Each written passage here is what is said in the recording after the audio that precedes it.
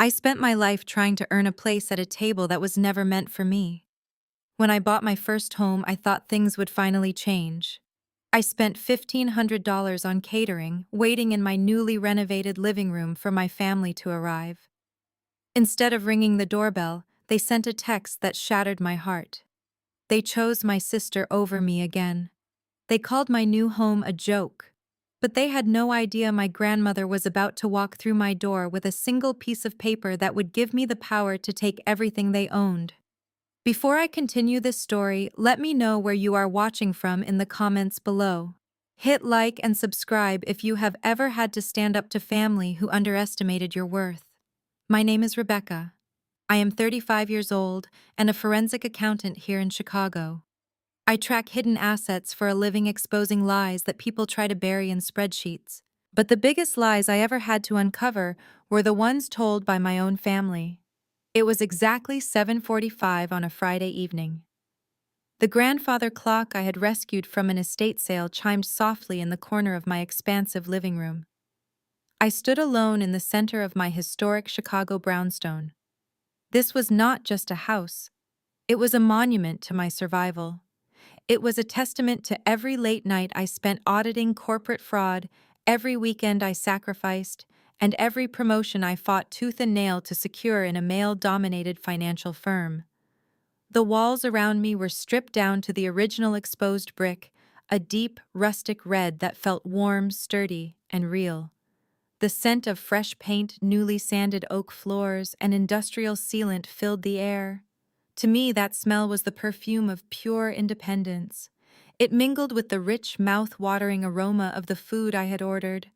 I had spared absolutely no expense for tonight. A massive spread of imported artisan cheeses, thinly sliced prosciutto, roasted root vegetables, tossed in truffle oil, and a perfectly carved beef tenderloin sat untouched on my brand-new white marble kitchen island.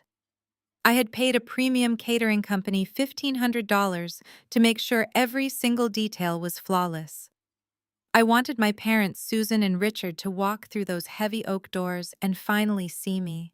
Not as the afterthought daughter they always tolerated, not as the boring numbers girl they always dismissed with a wave of their hands, but as a successful self-made woman who had just purchased a prime piece of real estate in one of the most competitive markets in the country. As a forensic accountant, my brain is permanently wired to look for patterns. I am trained to look for the missing variables, the hidden debts, the inconsistencies in the ledger that reveal the truth nobody wants to say out loud. Standing in that quiet room, the silence was becoming a very loud and painful inconsistency. They promised they would be here by 7 o'clock sharp. My mother Susan had even called me twice that morning to demand I serve a specific vintage of Bordeaux wine because her palate had supposedly become too refined for anything else. I bought 3 bottles. The wine was currently breathing on the counter, aerating perfectly. The ambient lighting from my new copper pendant fixtures was adjusted to cast a warm, welcoming glow over the room. Everything was calculated, prepared, and ready.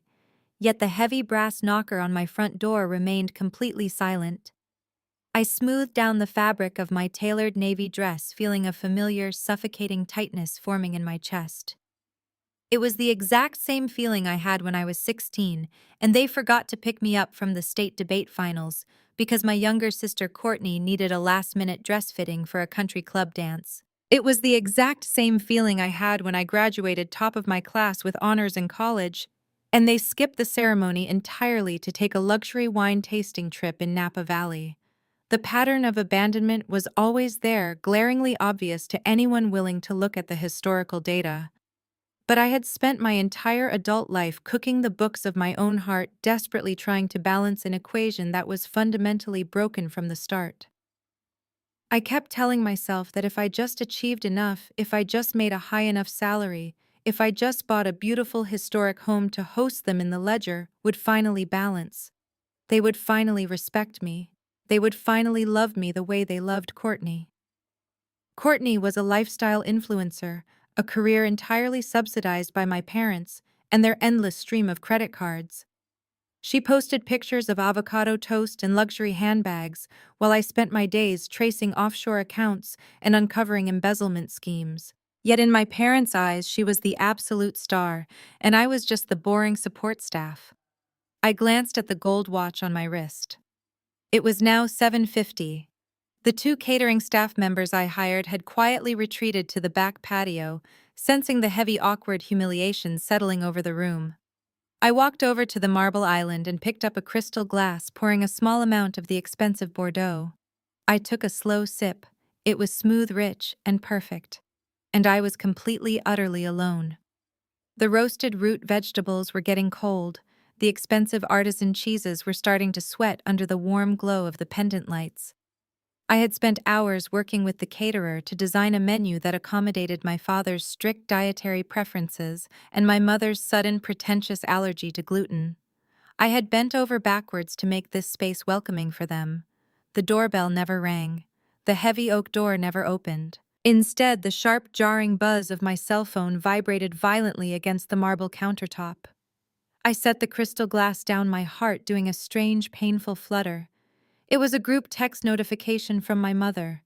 I unlocked the screen, bracing myself for a long-winded excuse about severe Chicago traffic, a flat tire on the freeway, or a sudden illness. I would have accepted any lie they threw at me just to keep the peace. What I saw instead felt like a physical, brutal strike directly to my ribs. It was a high-resolution selfie.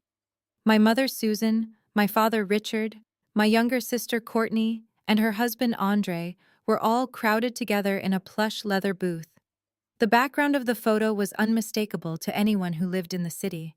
The dim golden chandelier lighting the crushed velvet banquettes, the white-gloved waiters standing at attention in the background. They were at Le Rive, the most exclusive and ridiculously expensive French restaurant in the downtown district. They were holding up crystal flutes of expensive champagne, smiling brightly and carelessly at the camera. Courtney was wearing a new designer dress, her blonde hair perfectly styled, leaning into our father, who beamed at her with pure, unadulterated pride. The kind of pride he had never, not once in 35 years, directed at me. Underneath the gleaming, happy photograph was a message typed out by my mother. I read the words, and then I read them again, feeling the blood drain completely from my face. The text read, "So proud of Courtney and her amazing new brand deal. Sorry, Rebecca, we just could not make it out to your little fixer-upper tonight. This place is just a joke to get to in rush hour traffic anyway. Save us a paper plate." I stood there staring at the glowing screen of my phone. A paper plate. I looked at the $1,500 spread of gourmet food resting on my custom marble island. I looked at the crystal wine glasses I had spent an hour polishing. I looked at the exposed brick walls of a home I had worked 80-hour weeks for 5 years to afford. A little fixer-upper. A joke. My mother had not even bothered to call me. She had not even bothered to make up a polite lie.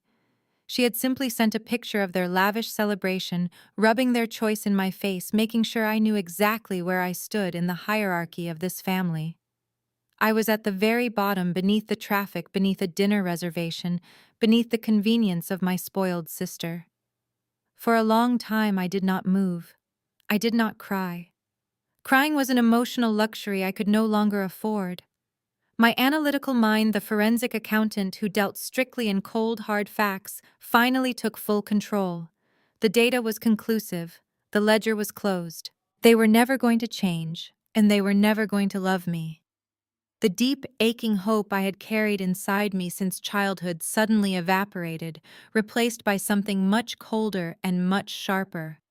It was a crystal-clear realization that I owed these people absolutely nothing. I set my phone down next to the untouched tenderloin. I took a deep breath, letting the scent of fresh paint and new beginnings fill my lungs. The sadness was gone, completely burned away by a sudden, intense wave of profound clarity. I reached for my phone again, not to text back a sad, pathetic plea for their attention, but to open my contacts. I was not going to let this slide with a passive-aggressive comment. I was going to confront the data head-on. I tapped my mother's name and pressed the call button, lifting the phone to my ear as it began to ring. They wanted to treat my life like a joke. They wanted to flaunt their wealth and their obvious favoritism, while I waited alone in a room I built with my own two hands. I listened to the dial tone, my posture straightening, the forensic accountant preparing to audit the ultimate betrayal. My mother was going to answer this phone, and I was going to demand the truth right then and there. Instead of dialing my mother's cell phone, I searched the internet for the main restaurant line for Le Rêve. I knew from 35 years of experience that if I called her personal number right now, she would simply press ignore. She would slide her phone back into her designer clutch and tell the table that I was throwing another one of my pathetic tantrums. I was not going to give her the satisfaction of ignoring me. I dialed the restaurant. A man answered on the second ring with a crisp French accent. I used my professional voice, the one I reserve for hostile witnesses and uncooperative corporate executives during an audit. I told him my name and said I had an urgent family emergency regarding the party under the reservation name of Richard. I demanded he take the phone directly to their table immediately. I heard the hesitation in his voice, but my tone left absolutely no room for debate. He placed me on a brief hold. Through the receiver, I could hear the muffled ambient sounds of the restaurant. The soft clinking of fine silverware against porcelain, the low murmur of wealthy patrons, the smooth jazz playing in the background. It was the soundtrack of my parents' fake reality. Then the rustling of the phone changing hands. "Hello?" My mother's voice came through the speaker. She sounded out of breath, slightly annoyed, and undeniably tipsy. The syllables dragged just enough to tell me she was already on her second glass of champagne. "Hello, Mother," I said perfectly evenly. "I received your text message." There was a beat of silence. Then a heavy, dramatic sigh. "Rebecca, did you seriously call the restaurant front desk to get to me? That is completely inappropriate and embarrassing. You are interrupting a very important toast." "I am interrupting a toast," I repeated, keeping my voice dangerously calm. "You RSVP'd to my housewarming party 3 weeks ago. You confirmed this morning. I have a catered dinner waiting here. And instead of showing up, you send me a photograph from a restaurant mocking my home. I think calling you is the least inappropriate thing I could do right now." "Oh, please stop being so utterly dramatic." Susan snapped, her voice dripping with that familiar condescending poison. "We simply could not make it work. Do you have any idea what the traffic on the expressway looks like right now? It would have taken us an hour to get to that neighborhood of yours. And frankly, Rebecca, your father and I are exhausted. We did not want to spend our Friday night standing around in a construction zone smelling like industrial paint and dust." "It is not a construction zone," I replied, my grip tightening on the edge of the marble island. "It is a fully restored historic property. And it is my home." "It is a shell," she countered swiftly. "A very expensive empty shell. Listen to me. Courtney had massive news today and we needed to be here for her. She just secured a major partnership with a luxury skincare brand. They are sending her free products to feature on her social media. This is a huge stepping stone for her career. We had to celebrate a real milestone." I closed my eyes for a fraction of a second. A real milestone. My sister was a 32-year-old woman who posted filtered photos online. The major partnership my mother was bragging about was an affiliate code that paid her pennies on the dollar while my parents secretly paid her mortgage. Meanwhile, I had just single-handedly purchased $1 million piece of real estate in cash, built off my own grueling career as a forensic accountant. But in my mother's eyes, Courtney getting a free bottle of face serum was a triumph, and my financial independence was an inconvenience. "A real milestone," I said, repeating her words slowly so she could hear how hollow they sounded. "So my life achievements are not real." "Do not put words in my mouth, Rebecca." She huffed, her tone turning sharp and defensive. "But since you are forcing the issue, let us be completely honest. You are 35 years old and single. Buying a gutted building all by yourself is not exactly a life event we need to throw a parade for. It is actually quite sad if you really think about it. You are pouring all your energy into brick and mortar because you have nothing else. The cruelty in her voice was not new, but the bluntness of it still managed to sting. It was the same narrative they had spun for years to justify their blatant favoritism. Courtney is married, Susan continued, clearly emboldened by her own champagne-fueled logic. She has Andre. He is a highly successful tech sales director. They are building a beautiful life together. They have an image to maintain. When you find a man like Andre, when you actually settle down and start a real family, then we will celebrate. We will rent out a ballroom if you want. But until then, just enjoy your little project. Eat the food you ordered. We will come by next month when you actually have some furniture for us to sit on. She was hitting every single insecurity she thought I had. She wanted me to feel small. She wanted me to feel like an unlovable spinster who bought a house just to hide in it. She wanted to remind me that Andre's income validated Courtney's existence, while my own income meant absolutely nothing because there was no man standing next to me. What my mother did not know, what she was entirely too ignorant to realize, was that I did not need a man to validate my wealth. I was a forensic accountant. I knew exactly what Andre made because I knew exactly what the market paid a regional tech sales director. It was a fantastic salary, but it was not enough to fund the lavish lifestyle my sister and my parents were currently pretending to live. The math simply did not add up. It never had. And unlike my family, I never ignored the math.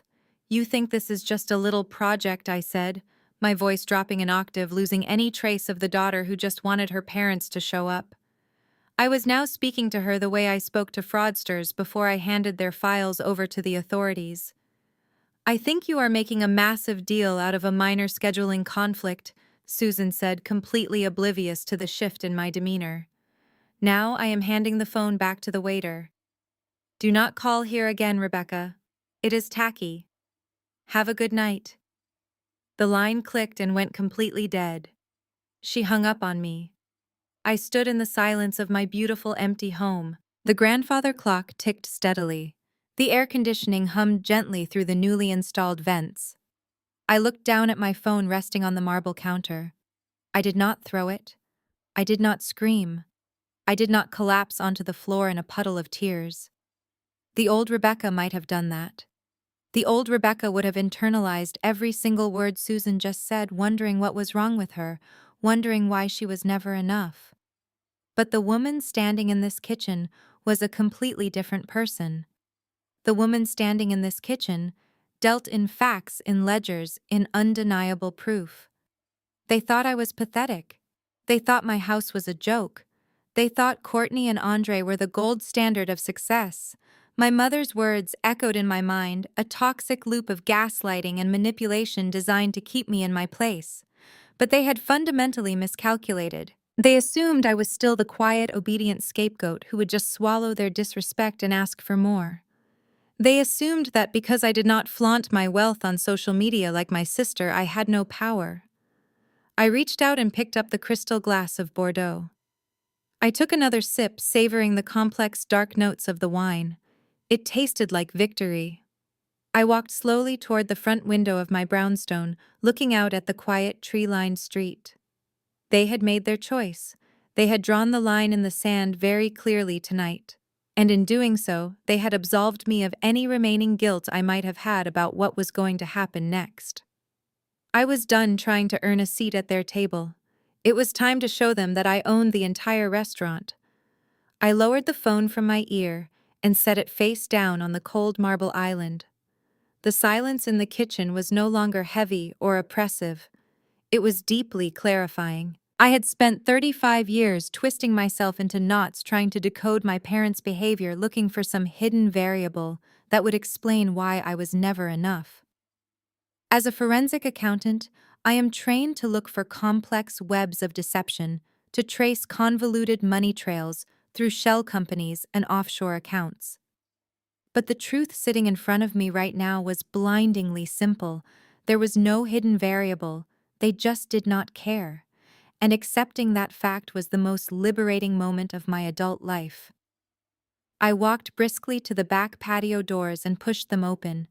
The crisp evening air rushed in, cutting through the warm scent of the roasted vegetables and the rich Bordeaux. The two catering staff members were standing near the outdoor heater speaking in hushed tones. They immediately straightened up when they saw me, their faces painted with the kind of polite sympathy reserved for people who have just been publicly humiliated. I did not want their sympathy. Pity is a useless currency, and I only deal in hard numbers. I walked over to the young man in the chef coat and pulled a thick envelope of cash from my pocket. I counted out the remaining balance of $1,500, and then I pulled out an additional $500. I handed the entire stack directly to him. "Thank you for your hard work tonight," I said, my voice steady and completely devoid of emotion. "The party has been permanently canceled. You are free to go. Please take all the food with you. Divide it amongst yourselves, take it to your families, or drop it off at a shelter on your way home. Just clear off the counters." The young man looked at the money, then at my face, clearly expecting to see a woman on the verge of a hysterical breakdown. He saw nothing of the sort. He saw a woman who was entirely in control of her assets. "Yes, ma'am," he said quickly, nodding to his assistant. They sprang into action. I stood by the exposed brick wall and watched them work. They moved efficiently, transferring the artisan cheeses, the expensive prosciutto, and the perfectly cooked tenderloin into plastic storage containers. With every platter they removed, I felt a physical weight lifting off my shoulders. I was not just clearing away a ruined dinner. I was clearing out a lifetime of toxic obligations. I watched them pour the 3 bottles of premium vintage wine down the stainless steel sink. My mother had demanded that specific wine, claiming her palate was too refined for anything else, and watching it circle the drain felt incredibly fitting. Within 15 minutes, the kitchen island was spotless, wiped down, until the white marble gleamed perfectly under the copper pendant lights. The caterers packed up their equipment, thanked me profusely for the generous tip, and quietly let themselves out the back gate. I was alone again. The house was empty, but it no longer felt abandoned. It felt like a fortress. My fortress. I walked through the spacious living room, my heels clicking sharply against the newly refinished oak floors. The smell of fresh paint and industrial sealant was strong, a permanent reminder that I owned this airspace, these walls, and the foundation beneath them. I picked up my tailored wool coat from the entryway bench and slipped it on, buttoning it up with deliberate, methodical movements. I grabbed my leather briefcase and slung my purse over my shoulder. I was not going to stay here and wallow in the quiet. I had a massive stack of corporate audit files waiting for me at my downtown office, and I suddenly felt a surge of cold, focused energy. I walked over to the central control panel on the wall and engaged the high-end security system I had installed last week. I began flipping switches, turning off the ambient lights room by room. The bright, welcoming glow of my home dissolved into deep protective shadows. The expansive space was now illuminated only by the faint amber glow of the street lamps filtering through the tall front windows. I was shutting down the emotional vulnerability. The house was locked down, and so was I.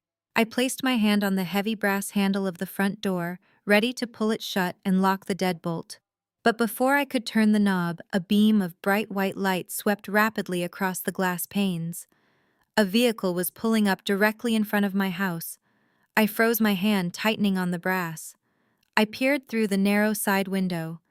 It was a long, sleek black Lincoln town car. It glided to a smooth halt precisely at the edge of my curb. For a split second, a flare of genuine annoyance ignited in my chest. I immediately assumed it was my parents.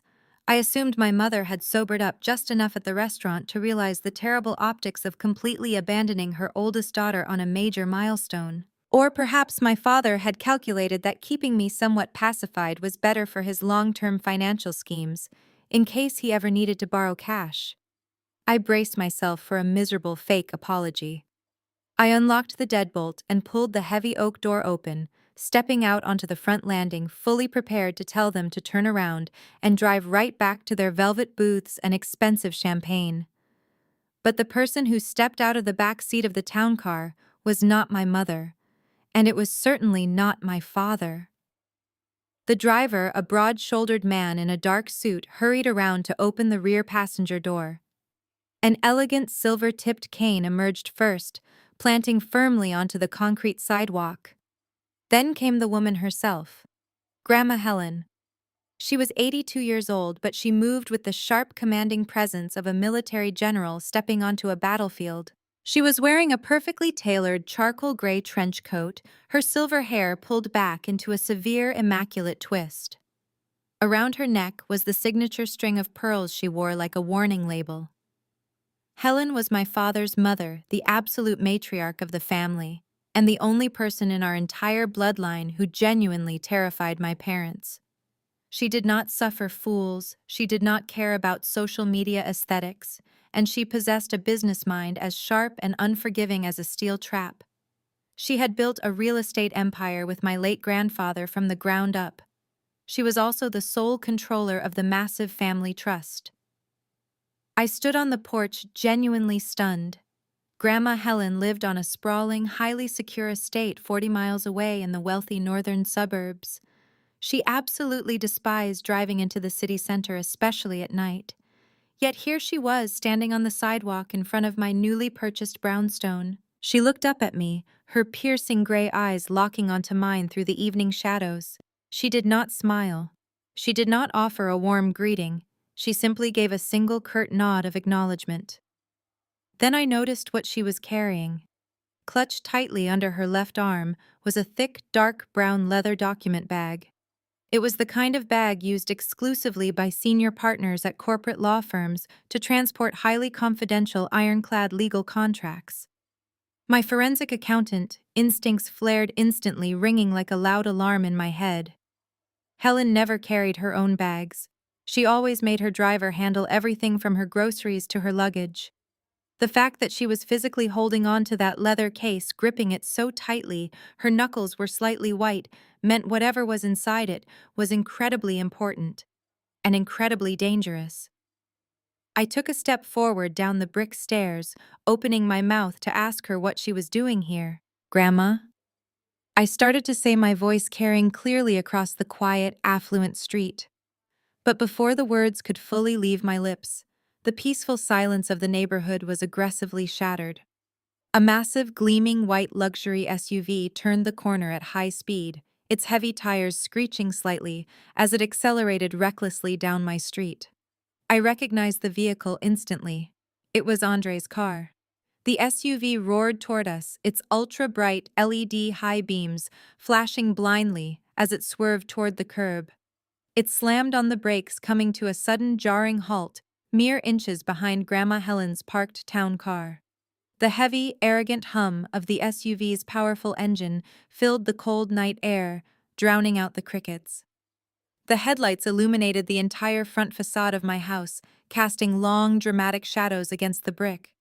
Inside the cabin, I could see the silhouettes of 4 people moving around frantically. The doors were already unlocking with a loud electronic beep that echoed down the street. They were here. Courtney, Andre, my mother, and my father. They had left their exclusive French restaurant and descended upon my property completely uninvited, bringing their chaos directly to my doorstep. They had no idea Grandma Helen was standing right in front of them in the shadows of the town car. And they had absolutely no idea what kind of storm was waiting inside that thick leather document bag she was holding. I stood tall on my front porch, folding my arms tightly across my chest. The cold rage settled perfectly into a state of absolute unbreakable focus. I watched the heavy doors of the SUV swing open. The audit was about to begin. The doors of the gleaming white luxury SUV flew open with a heavy mechanical clunk that shattered the quiet atmosphere of my neighborhood. Courtney was the very first one out. Her voice pierced the crisp evening air before her expensive designer heels even hit the pavement. She was complaining loudly, whining about the bumpy ride on the expressway and how desperately she needed to find a restroom. She slammed the heavy passenger door shut and marched aggressively toward my front walkway, wrapping an expensive silk shawl tightly around her shoulders as if the evening chill of Chicago was personally offending her. My mother and father emerged from the back seat of the vehicle next. They moved slower, weighed down by the heavy French cuisine and the excessive amounts of expensive champagne they had undoubtedly consumed at Le Rêve. They were laughing warmly at something my father had just said, completely oblivious to the gravity of the moment or the sheer blatant disrespect of their arrival.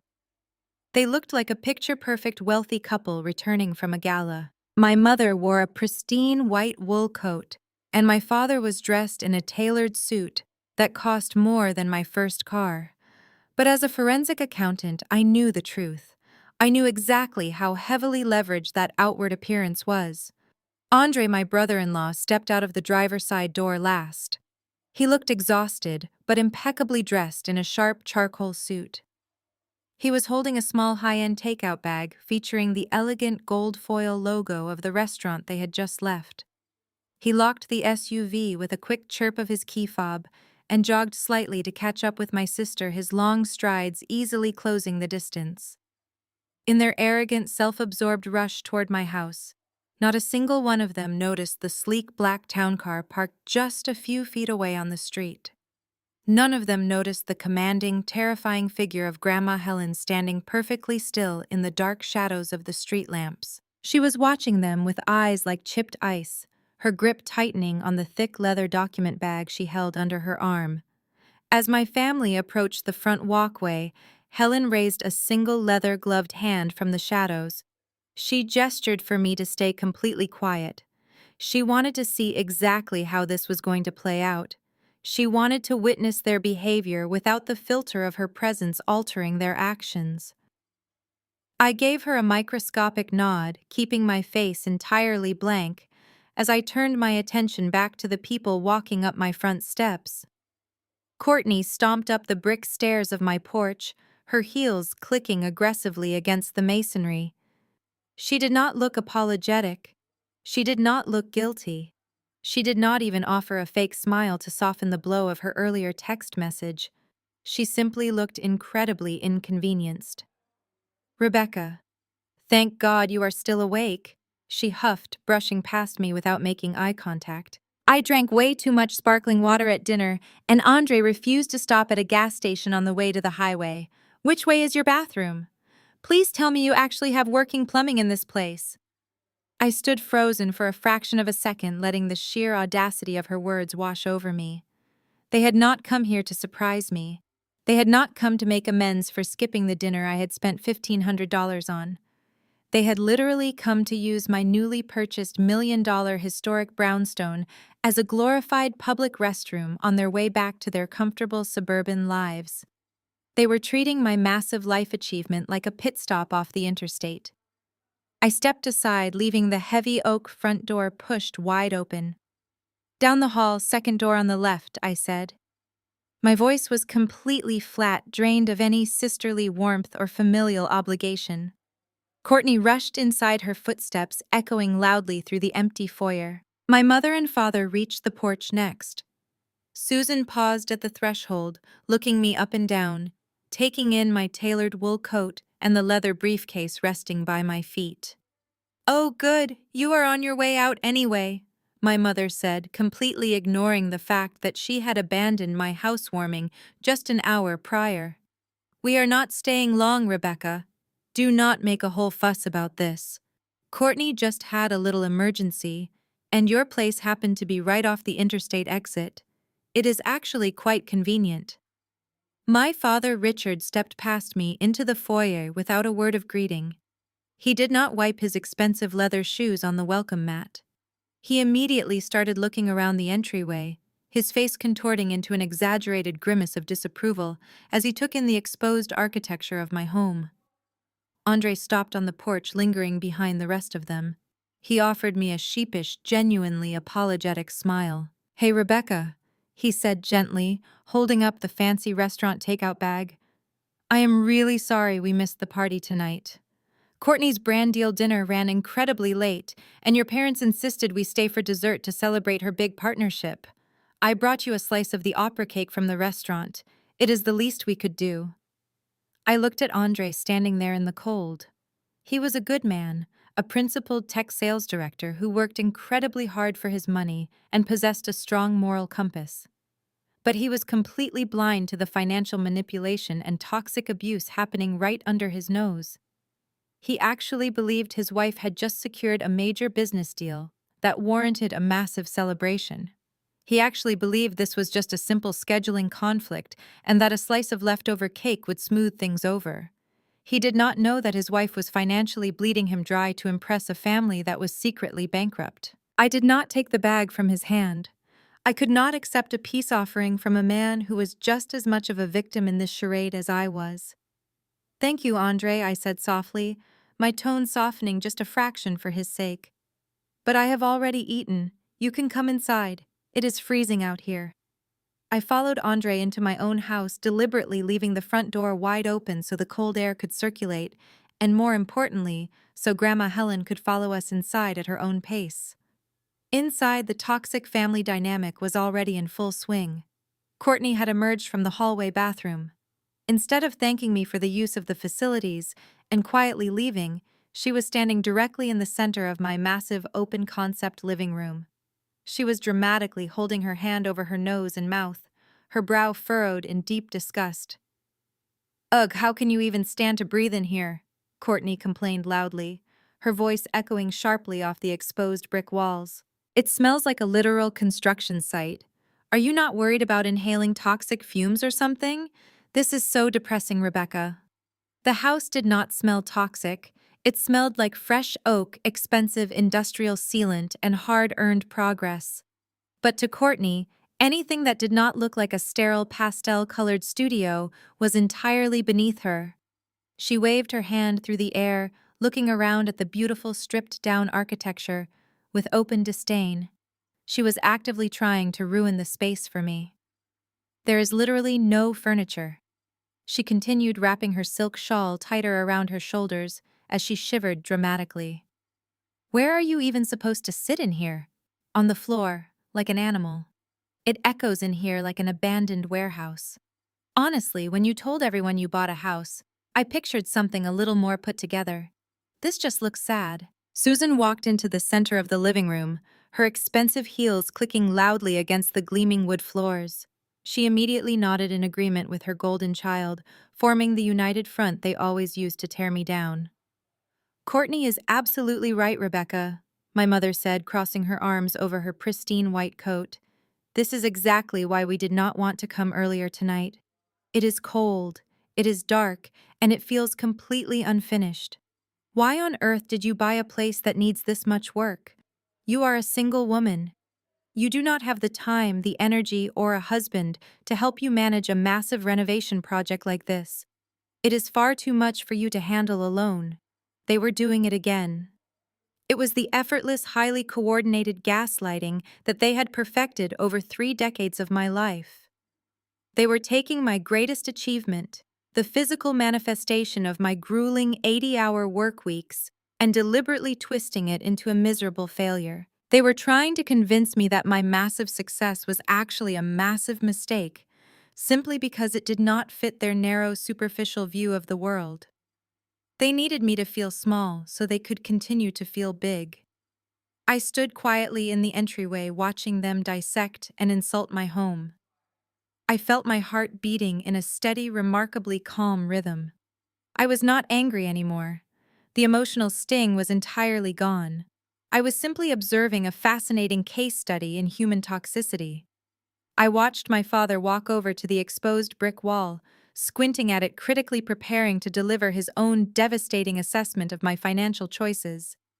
My father lifted his hand and knocked his knuckles against the exposed brick wall of my living room. He knocked 3 times, tilted his head, and let out a long, theatrical sigh that was designed to completely command the attention of everyone in the room. He rubbed his fingers together, brushing away an imaginary speck of mortar dust, and turned to face me with a look of profound disappointment. "You have made a classic amateur mistake, Rebecca," my father said, his voice echoing loudly in the spacious room. He unbuttoned his expensive tailored suit jacket and placed his hands on his hips, taking on the posture of a seasoned professor addressing a failing student. "You bought into a trendy zip code, but you purchased a rapidly decaying structure. I guarantee you have load-bearing issues behind this facade.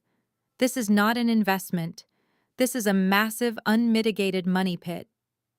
I stood a few feet away, my face a completely blank mask.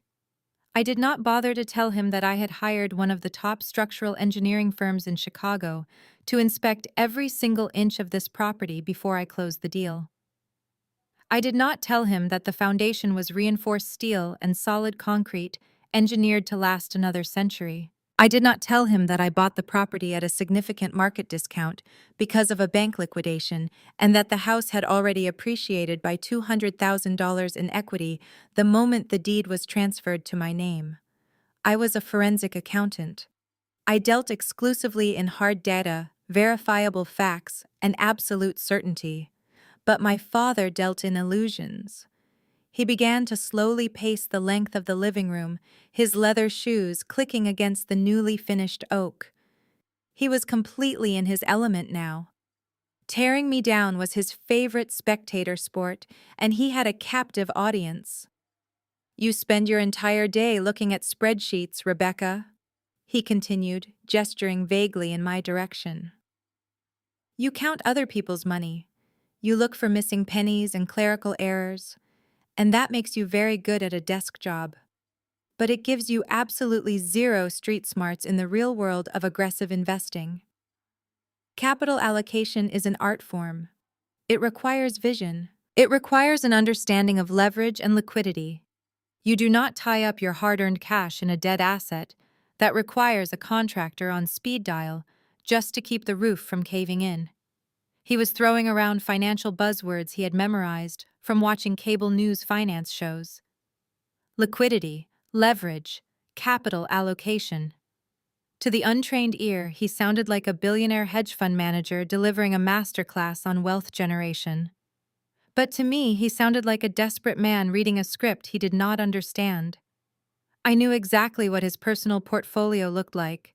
I knew that his version of leverage was actually a suffocating vice grip of high-interest credit cards, predatory variable rate mortgages, and unpaid contractor invoices. He was a financial house of cards, standing in the middle of my solid brick fortress, telling me my walls were going to fall down. Courtney walked over to the kitchen island, trailing her hand carelessly across the pristine white surface. "Is this even real marble?" she asked, tapping her manicured fingernails against the stone. "It feels like that cheap composite material they use in budget hotel bathrooms. Honestly, Rebecca, if you were going to sink all your money into a renovation, you could have at least hired a decent interior designer. This whole industrial chic thing is very dated. It is giving abandoned warehouse vibes." I did not answer her. I was too busy watching the shadows near the entryway. While my father was delivering his pompous lecture and my sister was insulting my countertops, Grandma Helen had silently glided through the front door that I had intentionally left open. She moved like a ghost, completely undetected by the toxic echo chamber occupying my living room. She spotted a simple metal folding chair that the caterers had accidentally left behind in the corner of the foyer. With slow, deliberate movements, she sat down. She placed both of her leather-gloved hands over the silver head of her cane and rested the thick, dark brown legal folder squarely on her lap. She sat in the dim, amber lighting of the entryway, completely concealed from my parents' line of sight. She looked like a predator patiently waiting in the tall grass. Her cold gray eyes were fixed intensely on my father. She was watching her own son act like a financial titan. She was watching him berate my financial choices, fully aware that the heavy leather bag resting on her knees contained the absolute proof of his catastrophic ruin. I met her eyes for a fraction of a second. She did not blink. She just waited. My mother Susan decided it was her turn to join the firing squad. She stepped forward, standing shoulder to shoulder with my father to present their united front. "Your father is completely right, Rebecca," my mother said, using that soft, patronizing tone that always made my skin crawl. "You really should have consulted us before you made such a reckless decision. We could have helped you put your money into a nice, sensible, high-yield index fund. Or we could have helped you find a lovely little condo out in the suburbs closer to us. A safe building with a doorman and a maintenance crew. Somewhere appropriate for a single woman in her mid-30s. Taking on a massive, crumbling property like this, all by yourself, is just a cry for help." The psychological warfare was effortless for them. They were actively framing my massive financial independence as a tragic symptom of my single relationship status. They needed to believe that my success was actually a failure because if I was truly successful on my own, it meant their narrative about me was wrong. It meant I did not need them. And narcissists absolutely cannot tolerate not being needed. Andre was standing near the back patio doors eating his slice of opera cake from the expensive takeout bag. He looked incredibly uncomfortable with the direction the conversation had taken. He shifted his weight from foot to foot, clearing his throat quietly. "I actually think the exposed brick looks great, Rebecca," he offered softly, trying to inject a tiny drop of kindness into the toxic atmosphere. "It has a lot of character. Property values in this specific neighborhood are climbing pretty fast. I read an article about it last week. It is a solid long-term hold." Courtney shot her husband a withering glare that instantly silenced him. "Please, Andre," she scoffed loudly. "Do not encourage her. She is already completely delusional about this place. She actually thinks she is a real estate mogul now, just because she signed a mortgage." My father stepped closer to me, lowering his voice into a fake paternal register. He reached out as if he was going to place a comforting hand on my shoulder, but I took a deliberate step backward, keeping my physical boundaries intact. He dropped his hand, clearly annoyed by my subtle rejection. "I have been navigating the markets for 40 years, my father said, tapping his own chest with a manicured finger. "I know how to make money work for me. Smart money is always moving. Look at your sister and Andre. They understand how to leverage their assets to build a lifestyle brand. They understand how the modern economy works. You are living in the past, Rebecca. You spend your life looking at the ledgers of failed businesses, but you refuse to apply any of that logic to your own life. It is honestly a tragedy. You could have done something truly meaningful with this capital. Instead, you buried it in a money pit." The sheer magnitude of his projection was staggering. He was describing his own financial failures and assigning them entirely to me. He was standing in a house that I owned free and clear, wearing a suit he bought on credit, and calling me a tragedy. I kept my breathing perfectly even. I did not defend my house. I did not list the neighborhood appreciation metrics. I did not mention the fact that my net worth was easily quadruple his. The most powerful thing you can do when a liar is aggressively digging their own grave is to stand back and hand them a bigger shovel. I wanted him to feel as big and powerful as possible because the higher he climbed on his pedestal of arrogance, the harder the inevitable fall was going to be. "Well," I said quietly, my voice perfectly level and devoid of any defensive edge, "I appreciate your highly unsolicited financial advice, Richard. It is always fascinating to hear your perspective on capital allocation." My father smiled, a smug, self-satisfied smirk spreading across his face. He actually thought he had won. He thought he had successfully put me in my place and re-established his dominance as the patriarch of the family. He adjusted the lapels of his expensive jacket and looked at my mother, nodding in silent agreement. The warm-up act was over. They had successfully battered my self-esteem, or so they thought, and now the ground was perfectly softened for their real objective. Susan took a half step forward, her patronizing demeanor suddenly shifting into something much more calculating and urgent. She glanced quickly at Courtney, who suddenly looked very interested in the ceiling fixtures. The casual insults were finished. It was time for the ambush. My mother closed the distance between us, reaching out to gently grasp my forearm. The sudden physical contact sent a cold chill straight down my spine. Whenever Susan initiated physical touch, it always meant she wanted something expensive. "Rebecca," she began, dropping her voice to a conspiratorial whisper as she pulled me slightly away from the center of the room and toward the marble kitchen island. "Your father and I did not just stop by to use the restroom. We actually came because we need to discuss a very time-sensitive family matter with you." I looked at her hand resting on my sleeve, then up to her face. The mask of disdain had vanished, replaced by a practiced look of maternal urgency. I did not pull away. I simply stared at her, waiting for the pitch. Courtney and Andre are making a massive move. Susan continued glancing over her shoulder to make sure my sister was pretending not to listen. They found a spectacular lakefront property up in Lake Geneva. $2 million. It is a legacy home, Rebecca. The kind of place where they can raise a family and host us all for the holidays. The seller accepted their offer this morning, but there is a slight complication with the closing timeline. I felt my forensic accounting instincts instantly activate. In the financial world, a slight complication was almost always a polite euphemism for a catastrophic lack of funds. What kind of complication? I asked flatly. Susan waved her free hand dismissively, as if the details were entirely beneath her. It is just bureaucratic nonsense. The bank needs a short-term bridge loan to secure the escrow while Andre transfers some of his stock options. Your father and I obviously offered to cover the spread, but Richard's liquidity is temporarily tied up in a commercial development right now. Our capital is locked in. We need someone with a pristine credit history and a solid debt-to-income ratio to co-sign the bridge loan paperwork. It is just a formality, really. $300,000 for maybe 30 days. I stood perfectly still, letting the sheer audacity of her request wash over me. Less than 10 minutes ago, they had mocked my career, insulted my home, and treated me like a pathetic spinster. Now they were standing in my kitchen, demanding that I leverage my flawless financial record to underwrite a massive loan for the sister who had just called my house a depressing warehouse. I knew exactly what a bridge loan was. It was a high-interest short-term financing option used to close a real estate deal when the primary funds were not readily available.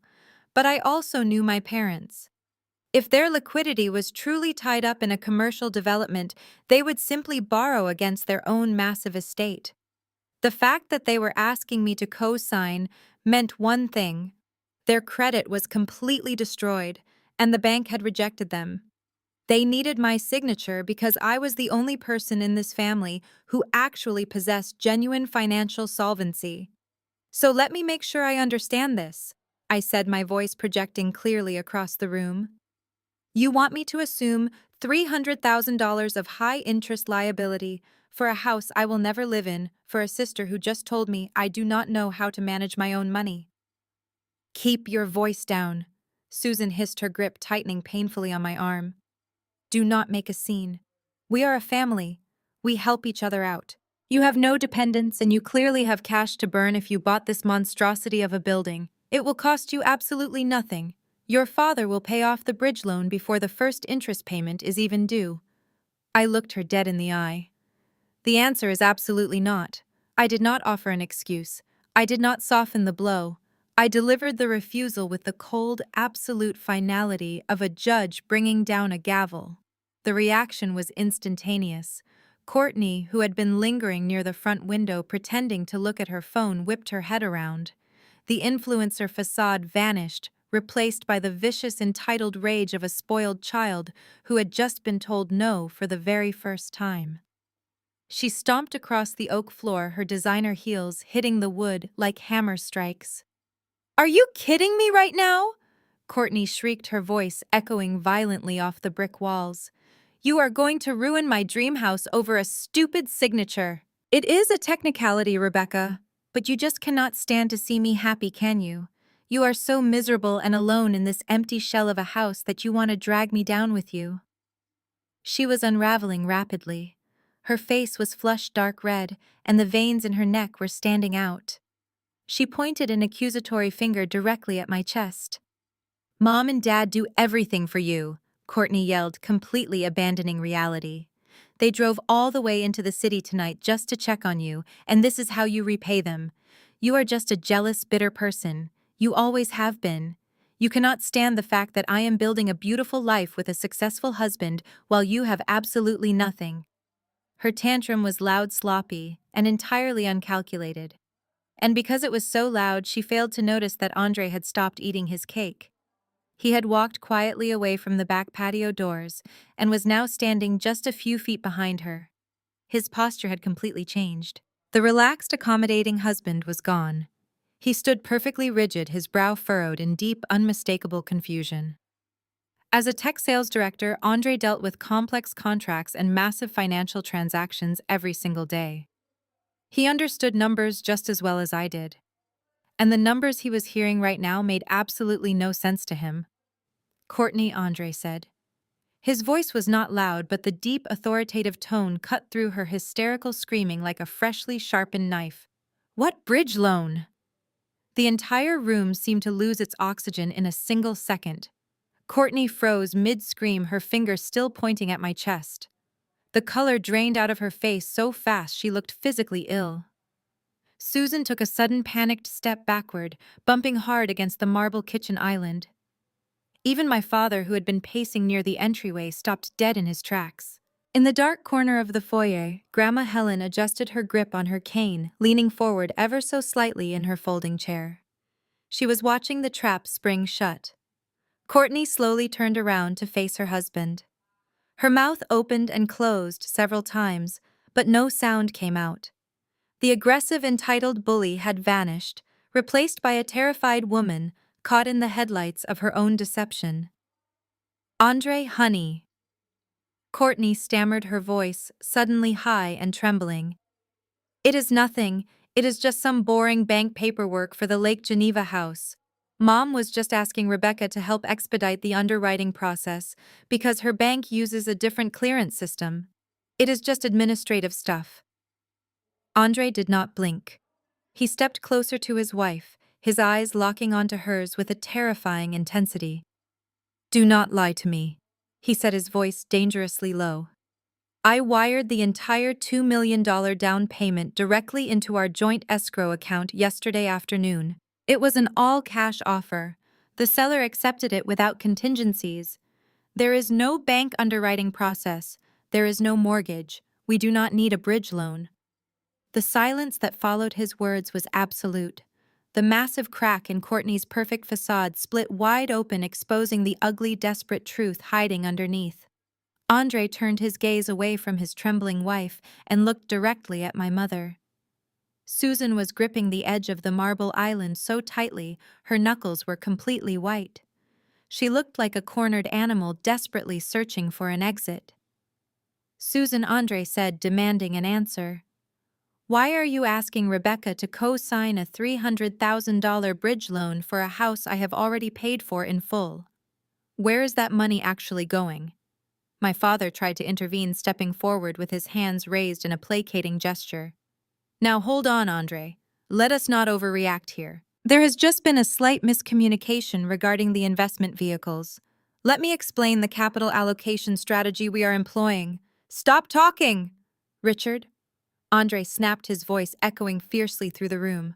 I am not asking you. I am asking my wife. He turned back to Courtney. She was physically shaking now, her eyes darting frantically between me, her parents, and the front door. The beautiful life she had bragged about was suddenly collapsing around her ankles. She had spent years treating Andre like a limitless ATM, using his wealth to fund not only her influencer lifestyle, but also the secret debts of our parents. Andre stepped directly into Courtney's personal space. I am going to ask you one last time, he said, his tone devoid of any warmth. Where did the money in our joint escrow account go? Did you move the down payment? Courtney burst into tears. It was not the calculated, manipulative crying she usually deployed to get her way. It was the ugly, hyperventilating panic of a fraudster who realized the audit was finally over.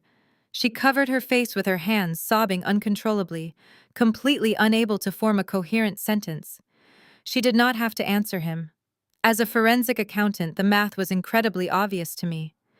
Courtney had not used Andre's cash to buy a lake house. She had drained the joint escrow account to temporarily cover my parents' massive hidden debts. She had stolen from her own husband to maintain the family illusion.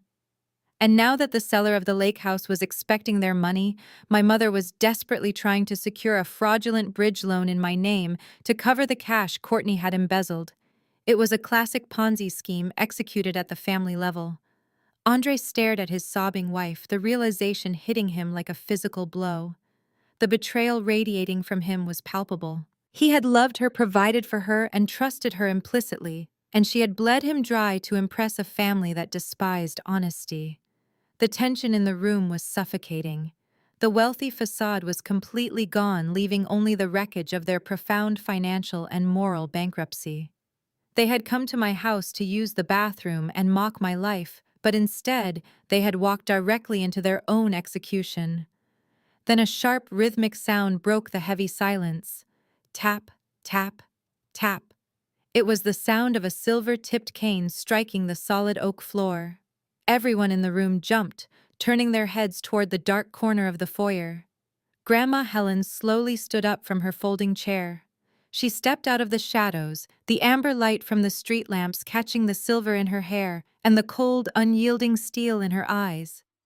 She carried the thick leather document bag tightly under her arm. She looked at the pathetic crying mess of my sister, the horrified face of my brother-in-law, and the terrified, cornered expressions of my parents. She did not look surprised.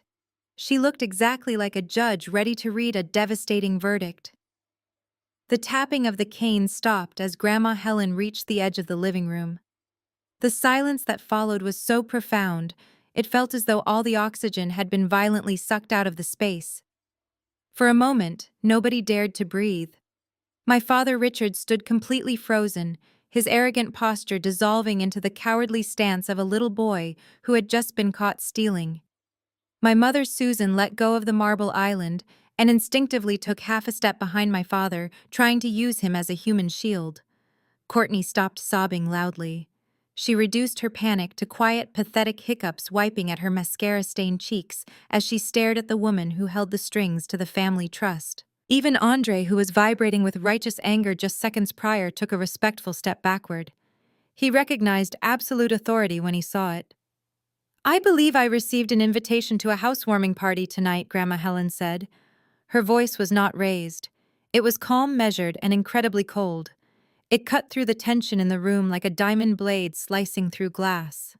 I was under the impression that this was a milestone worth celebrating. Yet I arrived to find my granddaughter standing alone in an empty house, and the rest of you treating her property like a public restroom while screaming about stolen money. The sheer bluntness of her assessment made my father physically flinch. The facade of the wealthy, successful patriarch was crumbling rapidly, but Richard was a man who would rather drown than admit he was sinking. He immediately scrambled to save face, pivoting from the aggressive bully to the devoted, respectful son in the blink of an eye. "Mother," my father said, his voice cracking slightly before he forced it into a lower, falsely confident register. "What a completely unexpected surprise. We had no idea you were coming into the city tonight. If you had told us, we would have arranged for a proper driver to bring you straight to the restaurant. We were just out celebrating a business deal for Courtney." Susan nodded frantically, her fake patronizing smile returning with terrifying speed. "Yes, Helen, it is so wonderful to see you. We were just having a tiny little family disagreement. You know how stressful real estate transactions can be. Courtney is just a little overwhelmed with the escrow process for her new summer home, and emotions are running a bit high. We were just leaving, actually. We did not mean to disturb Rebecca's evening any further. They were trying to sweep a massive financial betrayal under the rug with the same effortless manipulation they had used my entire life. They thought they could just smile, make up a polite excuse, and escape back to the suburbs before the audit could be completed. Grandma Helen did not smile back. She did not even look at Susan. She kept her piercing gray eyes locked entirely on my father.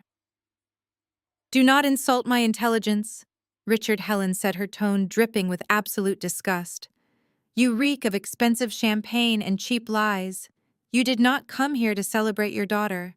You came here to belittle her, to mock her success, and to desperately secure a fraudulent loan because your own financial incompetence has finally caught up with you. I have been sitting in that foyer for the last 20 minutes. I heard every single word you said to Rebecca. I heard every insult. I heard you call her home a money pit while you stand there wearing a suit you cannot afford." My father opened his mouth to protest, raising his hands in a desperate, placating gesture. "Mother, you are misunderstanding the capital allocation strategy. I am just temporarily illiquid. It is a cash flow issue, nothing more. I have assets. I have the estate. You have absolutely nothing." Helen interrupted, her voice finally rising just enough to command absolute silence. You are a fraud, Richard. You have spent your entire adult life playing dress-up with my money. And you? She turned her gaze to Susan, causing my mother to physically recoil. You have enabled him every step of the way, sacrificing the well-being of your eldest daughter to fund the superficial delusions of your youngest. Courtney let out a small, terrified whimper, shrinking back against the wall as if trying to melt into the exposed brick.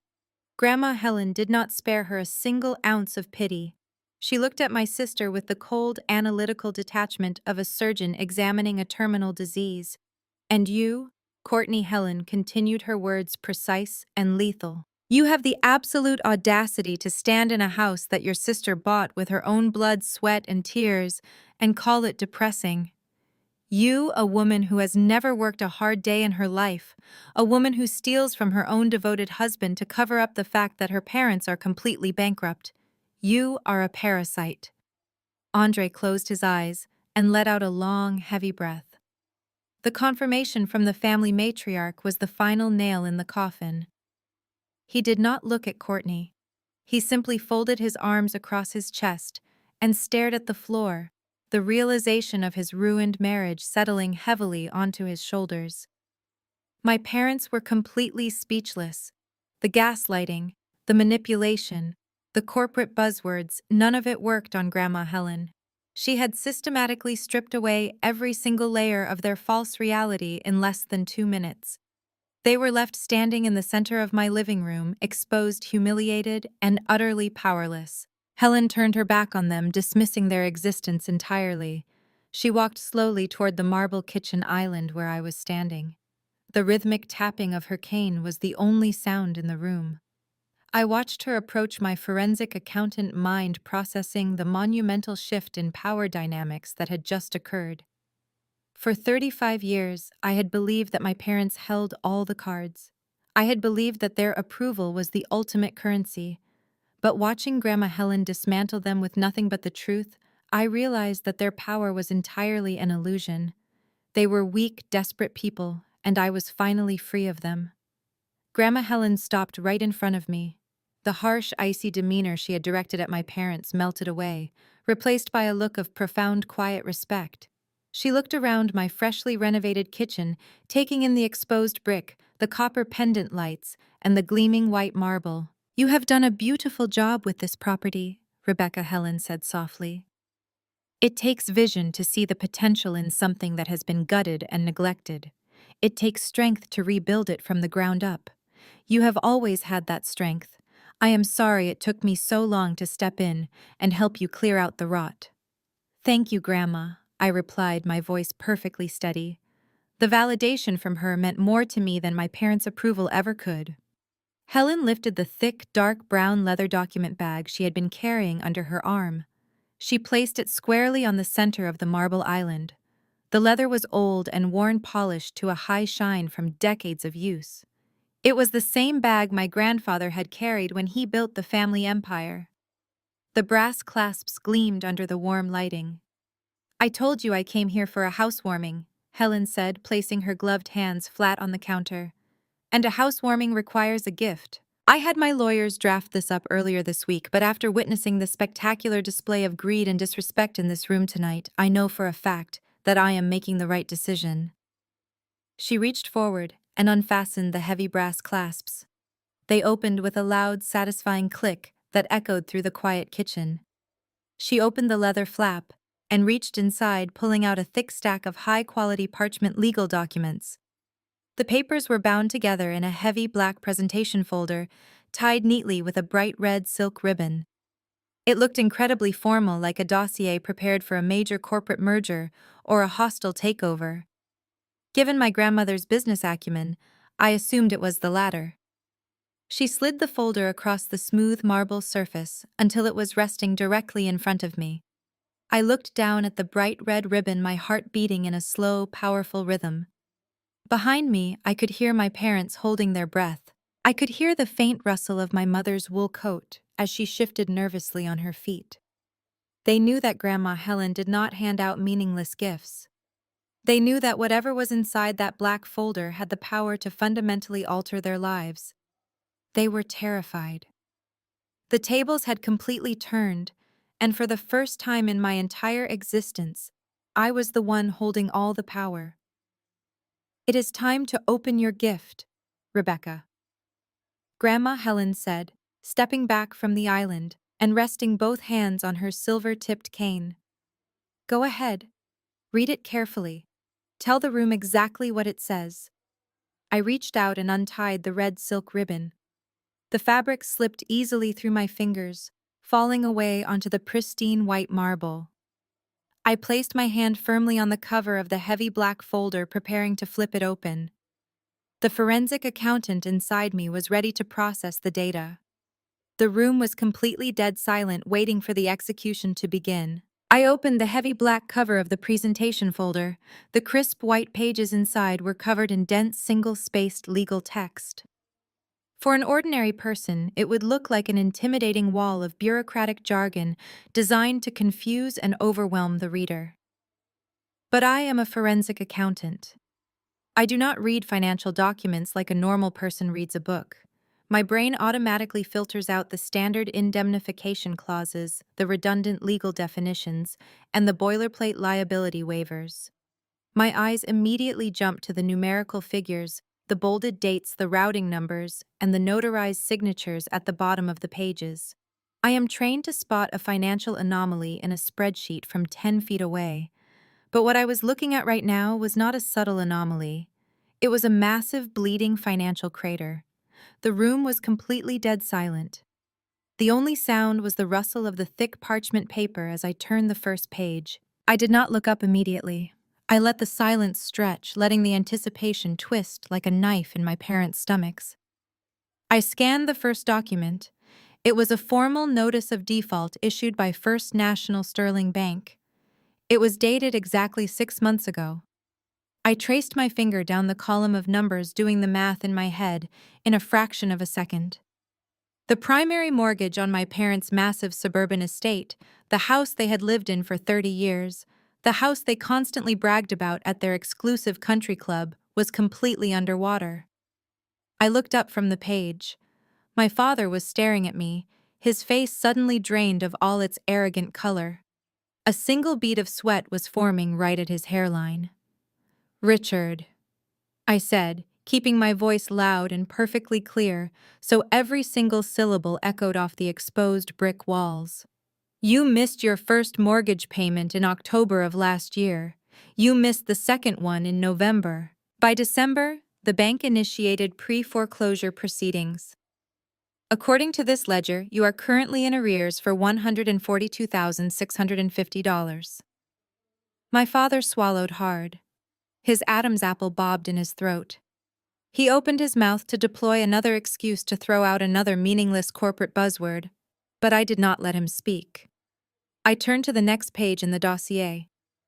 I was conducting a live audit, and I was not going to accept interruptions from the subject of my investigation. I pulled out a statement of secondary credit lines. "This is fascinating," I said, my eyes rapidly scanning the debit columns. "You did not just default on the primary mortgage. You took out a secondary line of credit against the equity of the house 2 years ago, $400,000 in total." I looked over at my mother. Susan was clutching the lapels of her pristine white wool coat, her face pale and terrified. "You withdrew $50,000 on March 12th? I said, reading the exact transaction record. I looked directly at my sister. 2 weeks later, Courtney posted pictures from a first-class flight to Paris for her influencer brand launch.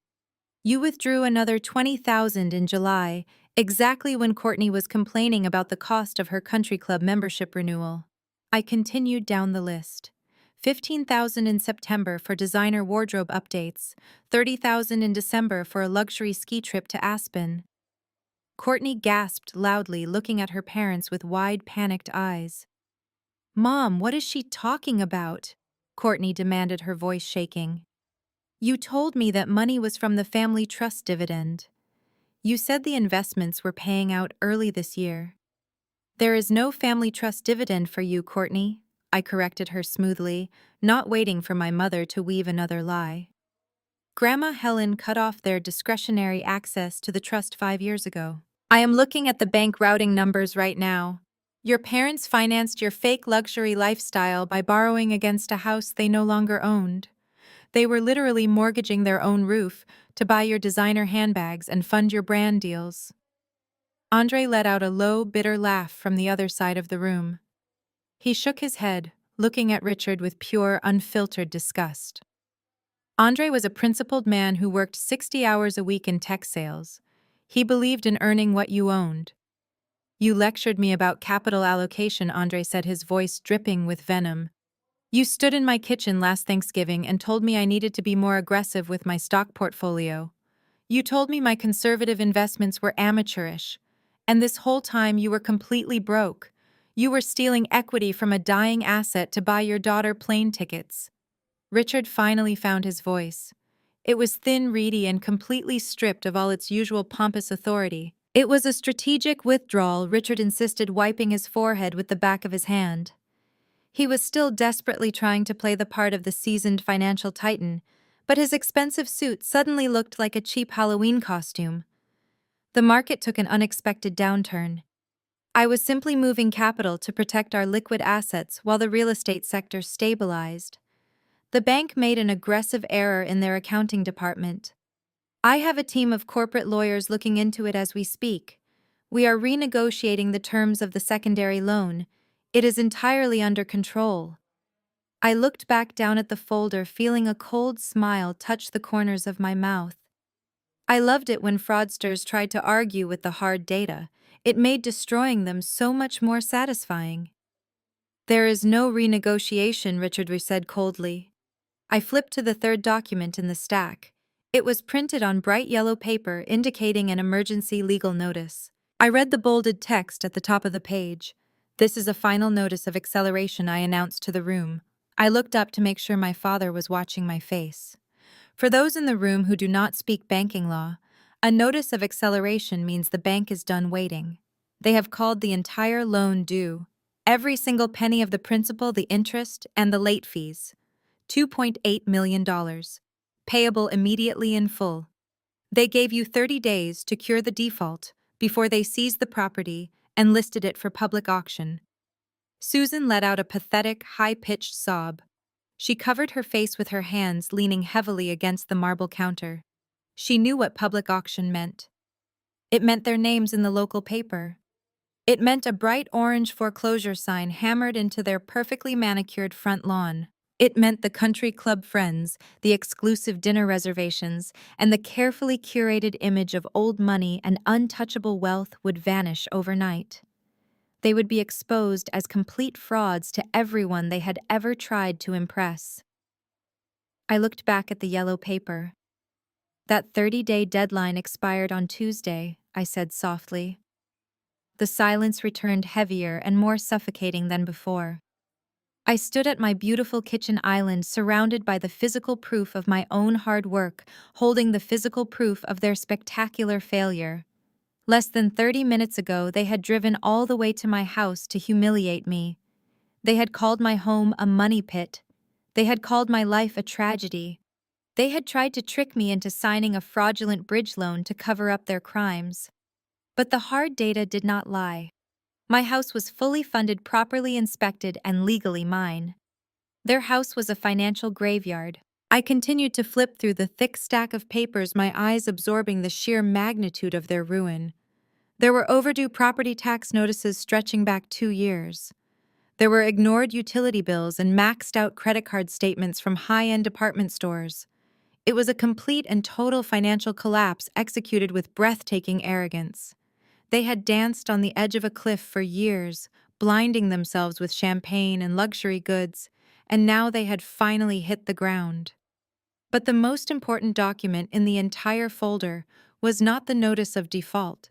It was not the credit card debt or the acceleration warning. The most important document was sitting at the very bottom of the stack. It was the reason Grandma Helen had brought the leather bag tonight. It was the reason she had called it a housewarming gift. I reached the final section of the dossier and carefully pulled out a brand new, sharply printed legal contract. It was not printed on bank letterhead. It was printed on the thick, textured, watermarked paper of Grandma Helen's personal corporate law firm. I read the title of the document, and my heart stopped beating for a full second. My eyes raced down the page, scanning the incredibly specific legal clauses, the dates of transfer, and the notarized signatures at the bottom. I processed the numbers. I read the debt assumption clauses. I read the transfer of deed. The math clicked into place inside my head, forming a picture so perfectly poetic and absolutely ruthless that I almost gasped out loud. I looked up from the paper and stared straight at Grandma Helen. She was standing quietly in the shadows near the entryway, leaning both hands on her silver-tipped cane. A small, terrifying smile was playing on her lips. She did not say a word. She simply nodded once, her gray eyes flashing with cold approval, urging me to read the final page aloud to the family who had just tried to destroy me. I looked back down at the thick watermarked paper. The crest of my grandmother's personal corporate law firm was embossed perfectly at the top. I took a deep breath, letting the cool air of my new home fill my lungs. This was the moment the ledger finally balanced. This document is a formal assignment of deed of trust and promissory note. I began, my voice ringing with absolute unshakable authority. I read the date printed boldly at the top of the page. It was executed exactly 48 hours ago. The transaction occurred between First National Bank and an entity legally registered as Heritage Management, LLC. I stopped reading for a moment and looked up. I knew exactly what Heritage Management was. Every single person in the family who paid attention to the family trust knew what it was. It was Grandma Helen's private holding company, the entity she used to manage her vast real estate empire and corporate acquisitions. She had quietly stepped in right before the bank deadline and purchased the entire $2.8 million defaulted mortgage portfolio in pure cash. She had bought my parents' debt. The reaction from my father was immediate, and it was entirely predictably pathetic. A massive wave of relief washed over his face instantly, replacing the stark terror that had been there just seconds before. The arrogant, entitled patriarch suddenly returned from the dead. He let out a loud, breathless laugh, wiping the sweat from his forehead with the back of his hand. He actually thought he had been saved. He actually thought the natural order of the universe had been restored, where he could act recklessly and someone else would foot the bill.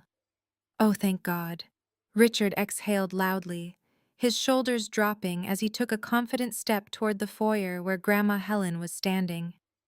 Mother, I cannot thank you enough. I knew you would not let the family name be dragged through the mud at a public foreclosure auction. I knew you would see the larger picture here. I promise you, as soon as my liquidity opens up next quarter, I will repay Heritage Management with full interest. We will draft the repayment terms tomorrow. Susan joined in, her fake patronizing smile instantly reappearing, as if the last 5 minutes of absolute humiliation had never happened. She pressed her hand against her chest, letting out a dramatic sigh. Helen, you are our absolute savior, Susan gushed, stepping forward to stand next to her husband. We were just so stressed about the aggressive banking tactics. We knew you would protect the estate. They were so profoundly arrogant that they did not even bother to look at my face. They assumed the audit was over. They assumed the threat had been neutralized by the very woman they had spent decades trying to manipulate. Grandma Helen did not move. She did not smile back at them. She kept both hands firmly planted on her silver-tipped cane and stared at her son with a look of absolute freezing contempt. I did not bail you out, Richard, Helen said. Her voice was barely a whisper, but it carried the lethal force of a gunshot. I bought your debt because I refused to let strangers profit off the complete stupidity of my own bloodline. But I am not your new lender. You need to keep listening to your daughter. You interrupted her before she finished reading the terms of the transfer. My father froze, his confident smile completely evaporated, replaced by a sudden, sickening confusion. He slowly turned his head to look back at me. Susan stopped breathing entirely. I looked down at the final paragraph of the legal contract. I traced my finger along the heavy black ink, feeling a profound sense of justice radiating from the page. Heritage Management, LLC, is no longer the holder of this debt portfolio. I read aloud, making sure every single syllable landed with devastating clarity. As of 9 o'clock this morning, the entirety of the debt, including all principal balances, outstanding interest, and late penalties, has been permanently assigned and transferred. I paused, letting the silence stretch tightly across the room. I looked at my mother. I looked at my sister, who was still trembling against the exposed brick wall. And then I looked directly into my father's eyes. Furthermore, I continued, my voice dropping to a cold, surgical register. To satisfy the terms of this assignment, and to prevent formal foreclosure proceedings, the physical deed to the property has been signed over in lieu of foreclosure. Both the debt and the deed to the estate have been legally gifted to a single, irrevocable beneficiary.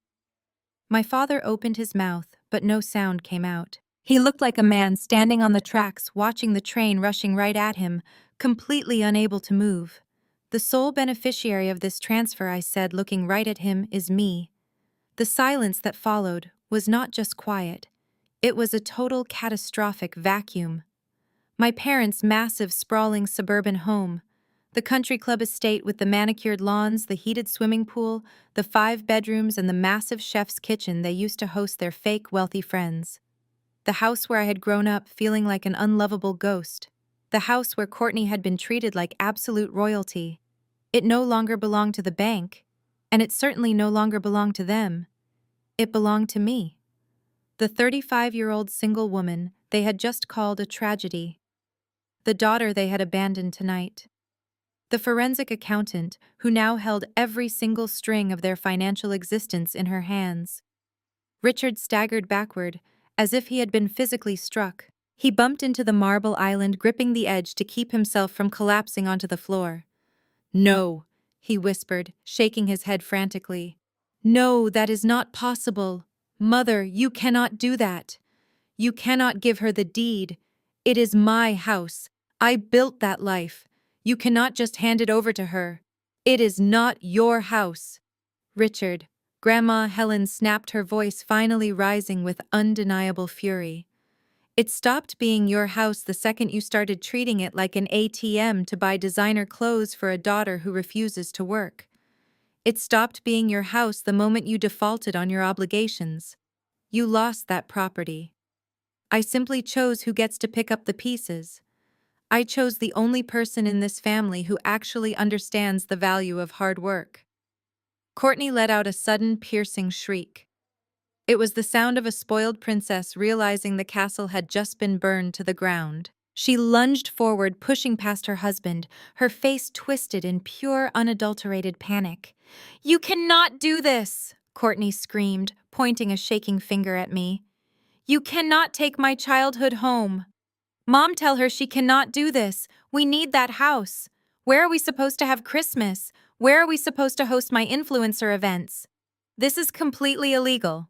You are stealing from us, Rebecca." I looked at my sister. The sheer delusion was almost fascinating. She was standing in the middle of a massive financial crater. Her husband had just discovered she was a thief, and her biggest concern was where she was going to host her fake internet parties. "I am not stealing anything, Courtney," I said, my tone perfectly calm and analytical. "I am simply holding the ledger. Your parents spent millions of dollars they did not have. You helped them spend it. The bill finally came due, and I am the one holding the collection plate." I stepped out from behind the marble kitchen island. I walked slowly across the beautifully finished oak floor, the floor my father had just called a money pit. I stopped just a few feet away from where Susan and Richard were standing. They looked completely broken. The arrogant posture, the condescending tones, the designer coats, all of it meant absolutely nothing now. They were entirely at my mercy. I looked at my mother, who was silently weeping her tears, ruining her expensive makeup. I looked at my father, who was staring at the floor, unable to meet my eyes. "You texted me 2 hours ago," I said, my voice echoing clearly through the empty, expansive space of my new living room. You sent me a picture of yourselves drinking expensive champagne that you bought with stolen money. You told me you skipped my housewarming party because my home was a joke. You said it was a little fixer-upper. You told me to save you a paper plate. I took one step closer, invading their space, completely reversing the power dynamic that had defined my entire life. Well, I smiled coldly, feeling a profound, untouchable sense of victory. That is perfectly fine. You do not have to like my house. Because as of 9 o'clock this morning, I now own your house too. Susan let out a loud, pathetic wail and collapsed onto her knees right there on my hardwood floor. She buried her face in her hands, sobbing uncontrollably. The reality had finally crushed her. The country club life was dead. The socialite status was gone. She was going to have to look her wealthy friends in the eye and admit that she was completely bankrupt and that her eldest daughter was now her landlord. Richard did not move to help his wife. He stood frozen, his eyes wide and vacant, staring at the red silk ribbon that had fallen onto my kitchen counter. He was calculating the numbers in his head, desperately trying to find a loophole, a way out, a technicality he could exploit. But as a forensic accountant, I knew there were no loopholes left. The contract was ironclad. Andre stood by the back patio doors, watching the entire scene unfold. He did not look angry anymore. He looked completely exhausted, like a man who had just survived a massive car crash and was finally surveying the wreckage. He looked at his wife, who was still shrieking and crying near the exposed brick wall. Then he looked at me. He gave me a slow, solemn nod. It was a gesture of absolute respect. He knew I had done exactly what needed to be done. "You have all the paperwork you need," Grandma Helen said from the foyer, her voice cutting through Susan's loud sobbing. "The deed is recorded. The transfer is complete. You have complete legal authority over the property, Rebecca. What you do with them now is entirely your decision." I turned back to look at my parents. They were waiting for me to speak. They were waiting for the obedient, desperate daughter to return. They expected me to soften, to offer them a deal, to promise them they could stay in the house as long as they wanted. They thought the old Rebecca would eventually surface and forgive them to keep the peace. But the old Rebecca was dead. She had died the moment I read that text message. The woman standing in front of them now was the sole owner of their reality, and I was about to show them exactly how an eviction worked. The shock paralyzed my father, but it had the exact opposite effect on my sister. Courtney snapped out of her frozen panic the moment she realized her childhood bedroom and her primary content creation studio had just been signed away to the sister she despised. With a sudden, ear-piercing shriek, she lunged across the wide expanse of the white marble kitchen island. Her manicured hands clawed desperately at the air, her designer rings scraping loudly against the stone surface as she tried to physically snatch the thick, watermarked document right out from under my hands. She was acting on the pure, unhinged logic of a spoiled toddler. She actually believed that if she could just grab the paper and tear it to pieces, she could magically undo a fully executed corporate property transfer. She thought she could destroy the evidence of her own ruin. I did not flinch. I did not raise my voice. I simply took one calm, calculated step backward, sliding the heavy legal folder effortlessly out of her reach. Courtney lost her balance. Her momentum carried her violently forward, and her ribcage slammed hard against the solid edge of the marble island. She gasped for air, her arms flailing wildly over the counter, her perfectly styled blonde hair falling into her face in a chaotic mess. Tearing up a physical copy of a contract does not erase the county property records. "Courtney," I said, my voice dripping with cold, clinical detachment. "But I absolutely appreciate the dramatic effort. It really showcases your complete lack of basic financial literacy." She pushed herself up from the counter, hyperventilating. Black streaks of expensive waterproof mascara were running down her flushed, tear-stained cheeks. Her face was twisted into a mask of pure, feral terror. She looked at me not as a sister, but as an executioner who had just dropped the blade. She opened her mouth to scream another insult, another desperate demand, but I was already moving on to the next phase of the audit. My parents worshipped appearances. They valued the perception of wealth above honesty, above loyalty, and certainly above their own flesh and blood. They had spent 3 decades curating a flawless high society image constructed entirely out of lies and stolen equity. The financial ruin I had just exposed was devastating to them, but as long as it remained inside the 4 walls of my house, they would find a way to spin it. They would go back to their country club tomorrow and tell everyone they had decided to downsize or that they had generously gifted the estate to me out of the goodness of their hearts. They would manipulate the narrative to maintain their social currency. I was not going to give them the chance to spin a single syllable. I was going to take away the only currency they had left. I reached into the pocket of my tailored wool coat and pulled out my cell phone. I unlocked the screen with a quick swipe of my thumb. "What are you doing?" Susan choked out from the floor, her voice hoarse from sobbing. I ignored her. I opened my camera application.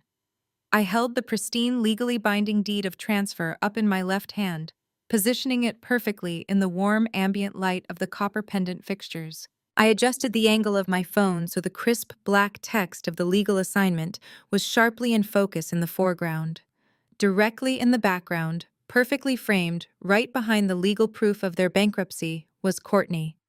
She was still leaning heavily over the marble island, her face red and blotchy, her mouth hanging open in a silent scream of horror as she realized exactly what I was framing in the shot. I tapped the shutter button.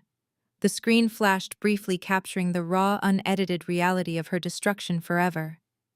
I did not bother to check the lighting or take a second option. The composition was a masterpiece. I opened Instagram. My account was strictly private, usually reserved for a few close friends from college and professional colleagues from my accounting firm. I tapped the settings icon and switched my profile to fully public. Then I tapped the upload button. I selected the photo. I did not apply a filter. I did not smooth out Courtney's ruined makeup or adjust the contrast. The brutal truth did not need a filter. I moved to the caption box. My fingers flew rapidly across the digital keyboard, typing out the exact words that would permanently dismantle their kingdom of lies. Best housewarming gift ever. Proud new owner of my parents' estate. #self-made. I paused for a fraction of a second, looking at the image on my screen. I tapped the tagging feature. I selected the area right over Courtney's horrified, weeping face and typed in the handle for her highly curated lifestyle brand. I tagged the exact account she used to brag about her fake luxury life, the account she used to secure free designer clothes and expensive skincare sponsorships by pretending she lived in a multi-million-dollar mansion. I tagged her right in the center of her own eviction. I looked up from my phone. My father was staring at me, his eyes wide, his chest heaving as if all the air had been sucked out of the room. He realized what was happening. He took a weak, staggering step forward, raising a shaking hand toward me. "Rebecca, do not do this," Richard pleaded, his voice breaking into a pathetic whine. "Please, I am begging you. Do not put this out there. It will destroy my business relationships. It will ruin our reputation." "You ruined your own reputation the moment you stopped paying your bills to fund a fake lifestyle," I replied evenly. "I am simply updating the public ledger." I pressed the share button. The application loaded for 2 seconds. A small green checkmark appeared at the top of the screen. The post was live. The digital bomb had officially been dropped. I lowered my phone and set it face down on the marble counter next to the red folder. Then I crossed my arms and waited. The silence in the room was suffocating. It lasted for exactly 45 seconds. Then the shockwave hit. A sharp, cheerful chime echoed from Courtney's expensive designer clutch sitting on the edge of the kitchen island. A second later, it chimed again, then 3 times in rapid succession. Then the notifications began to overlap, transforming from individual chimes into a relentless, unbroken electronic scream. Courtney let out a terrified gasp. She grabbed her purse and practically ripped her phone out of it. She stared at her lock screen, the pale glow illuminating the absolute devastation on her face. Her 50,000 followers were seeing the post. The algorithm, recognizing a tagged photo with explosive engagement, was pushing it directly to the top of everyone's feed. Her sponsors, her superficial influencer friends, and her rivals were all looking at the undeniable legal proof that she was a complete fraud. "Oh my God," Courtney sobbed, her fingers shaking so violently she could barely type her own passcode to unlock her screen. "She is tagging my sponsors." The comments. "Oh my God, the comments are flooding in. People are asking if we are homeless. People are asking why I lied about owning the house." The digital execution did not stop with my sister. A loud, aggressive buzzing started vibrating from inside my mother's pristine white wool coat. Susan flinched as if she had been stung by a wasp. She scrambled to pull her phone out with trembling hands. She stared at the screen, her mouth dropping open in sheer horror. "It is Brenda?" Susan whispered, her voice completely devoid of life. "Brenda from the country club membership committee." She took a screenshot of the post. "She is asking if the rumors about our financial insolvency are true, and if we need to suspend our golf privileges." Before Susan could even process the humiliation, my father's phone erupted. It was not a text message notification. It was a phone call. The loud, obnoxious ringtone pierced the air. Richard reached into his tailored suit jacket and pulled the device out. He stared at the caller identification, his face turning a sickly shade of gray. "It is the development board," Richard muttered, his voice shaking uncontrollably. "The investors for my commercial project. They follow you on social media, Rebecca. They just saw the foreclosure notice on the deed. They are calling to pull their funding." The room descended into absolute chaotic panic. It was a symphony of destruction. Phones were ringing, buzzing, and chiming simultaneously. The notifications sounded like a swarm of angry locusts descending on their carefully constructed house of cards, eating away every single lie they had ever told. Courtney was frantically trying to delete the tag on the photo, tears streaming down her face and splashing onto her screen. She was typing furiously, trying to block the flood of comments calling her a scam artist and a liar.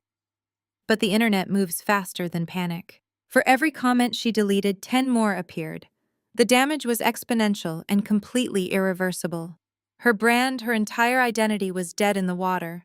Susan dropped her phone onto the floor, completely unable to bear the weight of the messages pouring in from her high society friends.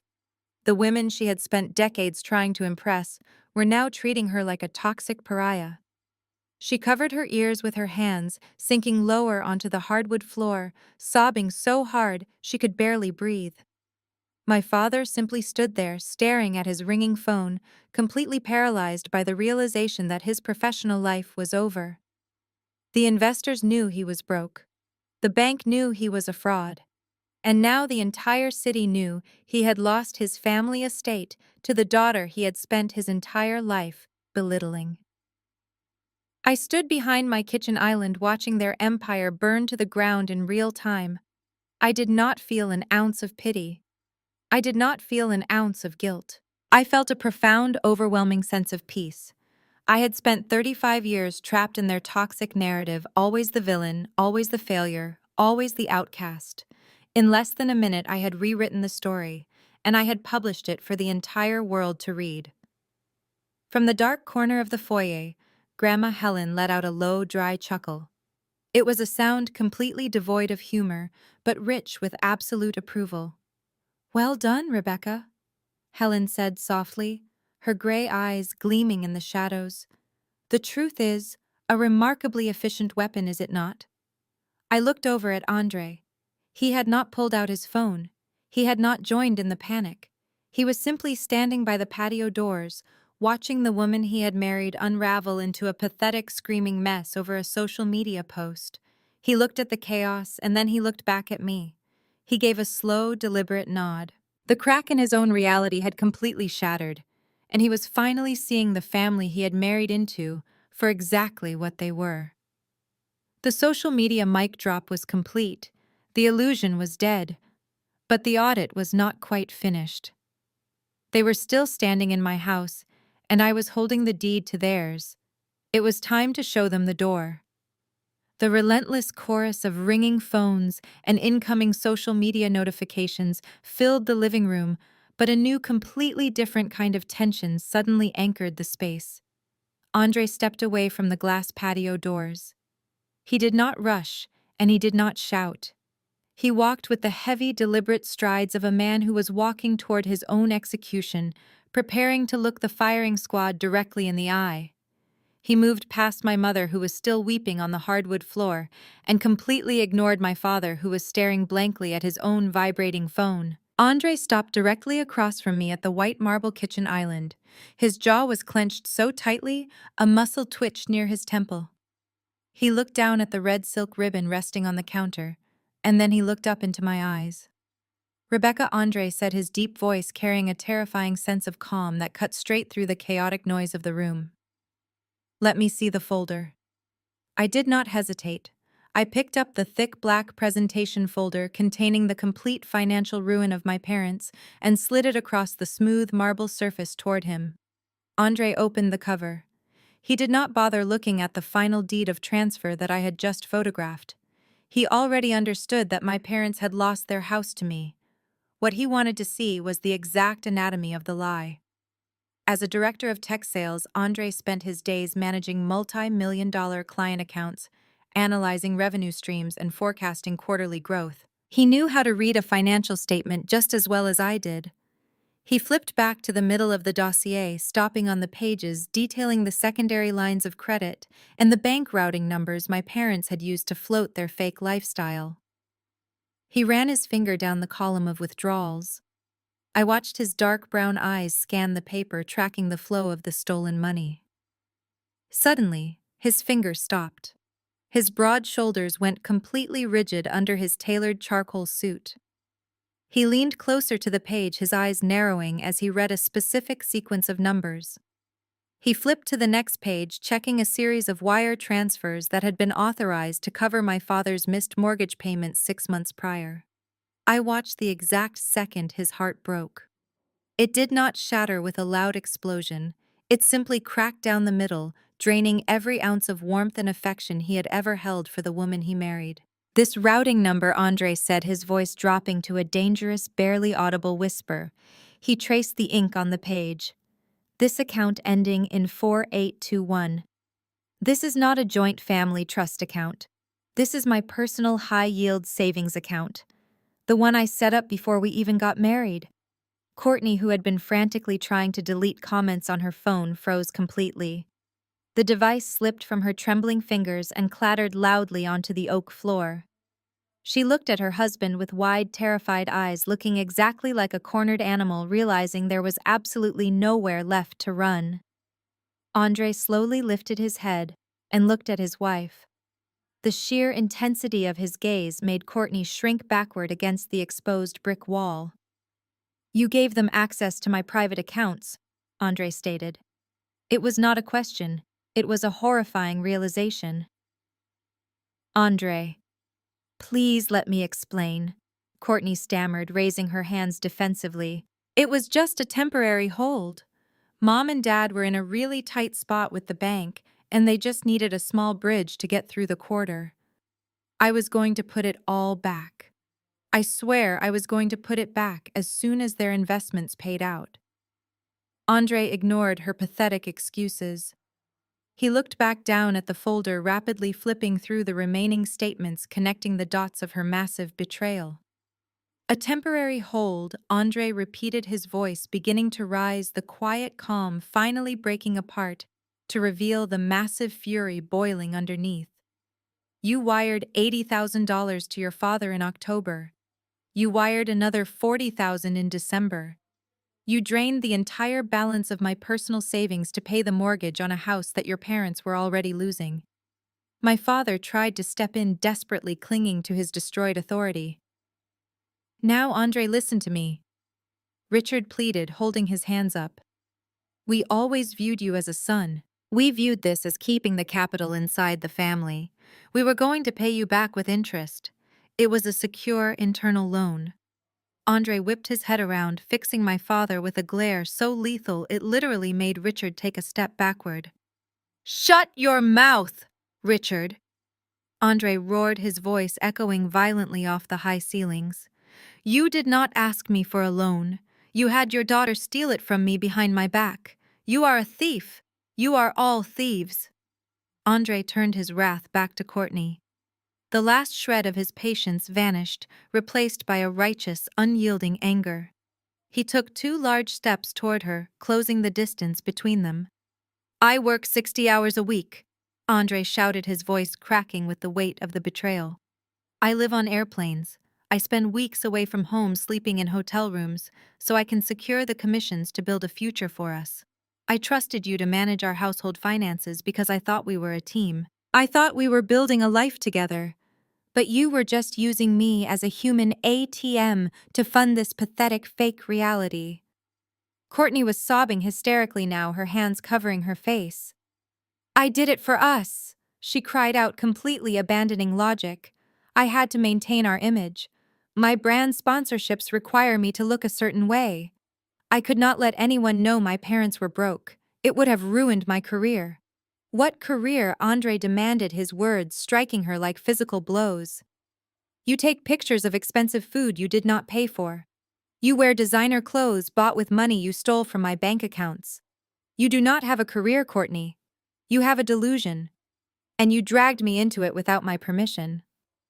He turned away from her in absolute disgust and marched back to the kitchen island. He looked at the paperwork again, his mind rapidly calculating the total damage she had inflicted on his financial standing. "The $2 million down payment for the lake house," Andre said, shaking his head in disbelief. "I wired that money to the escrow account yesterday. Where is it?" Courtney choked on a sob, sliding slowly down the brick wall until she was sitting on the floor, pulling her knees to her chest. "I sent it to the bank," she whispered, her voice barely audible over her own crying. "I sent it to First National to try and stop the foreclosure on my parents' house. I thought if I paid off the arrears and the acceleration penalty, we could save the estate, and then I could figure out how to get the lake house money back later." She had taken $2 million of his hard-earned cash and thrown it directly into a burning fire, desperately trying to save a house that Grandma Helen had already quietly purchased from the bank. She had wiped out his entire net worth in a single afternoon of sheer panic. Andre stared at her, the absolute magnitude of her financial treason leaving him briefly speechless. He had spent years acting as the loyal, supportive husband, indulging her influencer dreams because he believed in her. He had defended her when my parents praised her over me. He had stood by her side, and in return, she had financially gutted him to protect the fragile egos of 2 people who despised honest work. "I want a divorce," Andre said. The words were spoken with such absolute finality that the remaining chaotic noise in the room seemed to instantly evaporate. Even the ringing cell phones felt like distant background static compared to the weight of his declaration. Courtney let out a blood-curdling scream, reaching her arms out toward him from the floor. "No, Andre. Please, no," she begged, her voice tearing at the seams. "You cannot leave me. We can fix this. I will get a real job. I will delete my social media. Please do not leave me. I love you." "You do not love me," Andre replied, looking down at her with eyes as cold and empty as an abandoned house. "You love my credit score. You love my direct deposits. You love the lifestyle I provided. But you do not love me. You do not steal from people you love." He reached into his pocket and pulled out his car keys. He turned to look at my mother and father. Susan was staring at him in sheer terror, realizing that the only remaining source of income in their entire family unit was walking out the door. Richard looked completely hollowed out, a broken man who had finally run out of lies to tell. "If either of you ever contact me again," Andre said to my parents, his voice dead and emotionless, "I will hand these bank statements over to the district attorney, and I will press criminal charges for wire fraud against all 3 of you. Do not test me. I will see you in court." Andre turned away from the wreckage of his marriage and looked at me. I was still standing behind the marble island, observing the fallout with the quiet precision of an auditor who had just closed the books on a massive corporate bankruptcy. Rebecca, Andre said softly, his posture softening just a fraction as he addressed me. I am deeply sorry for missing your housewarming tonight. And I am sorry I was blind to what they were doing to you all these years. You built an incredible home here. You deserve to be proud of it. Thank you, Andre, I replied, holding his gaze. You deserve a partner who respects you. Call your bank immediately. Lock down your credit files before she tries to drain anything else. I already am, he said, tapping his phone against his leg. He gave me one final respectful nod. He turned to Grandma Helen in the shadows of the foyer and gave her a slight bow of his head, acknowledging the woman who had finally ripped the blindfolds off everyone in the room. Grandma Helen returned the nod, her expression grave and understanding. Andre did not look back at his wife. He walked straight down the hallway, his heavy footsteps echoing against the oak floor. He reached the heavy brass handle of my front door, pulled it open and stepped out into the freezing Chicago night. The door pulled shut behind him with a solid, undeniable click. Courtney let out a raw, agonizing wail. She collapsed fully onto the hardwood floor, her designer dress bunching up around her waist. She curled into a tight fetal position, clutching her stomach as she began to hyperventilate. Her breaths came in short, jagged gasps, echoing violently through the empty spaces of my beautiful home. The golden child had completely fallen from grace. She had lost her husband, her stolen wealth, her social media empire, and her childhood home in the span of 30 minutes. And she had absolutely no one to blame but herself. The sound of the heavy front door clicking shut behind Andre echoed through the empty hallway. It was the sound of a massive, undeniable consequence permanently sealing itself into the architecture of my home. Courtney continued to sob on the hardwood floor, her designer dress bunching up around her as she clutched her stomach. She looked like a broken porcelain doll. But my parents did not rush to comfort her. They did not drop to their knees to console their precious golden child. They were entirely too consumed with saving their own skin. Susan was the first to pivot. The sheer paralyzing terror of her social demise morphed instantly into a desperate and frantic victimhood. She pushed herself up from the floor, wiping her ruined mascara with the back of her trembling hand. She staggered toward the kitchen island, her pristine white wool coat now wrinkled and stained with the tears of her own humiliation. "Rebecca, you have to stop this right now," Susan pleaded. Her voice cracked with manufactured hysteria, completely devoid of the patronizing tone she had used just an hour prior. "You have made your point.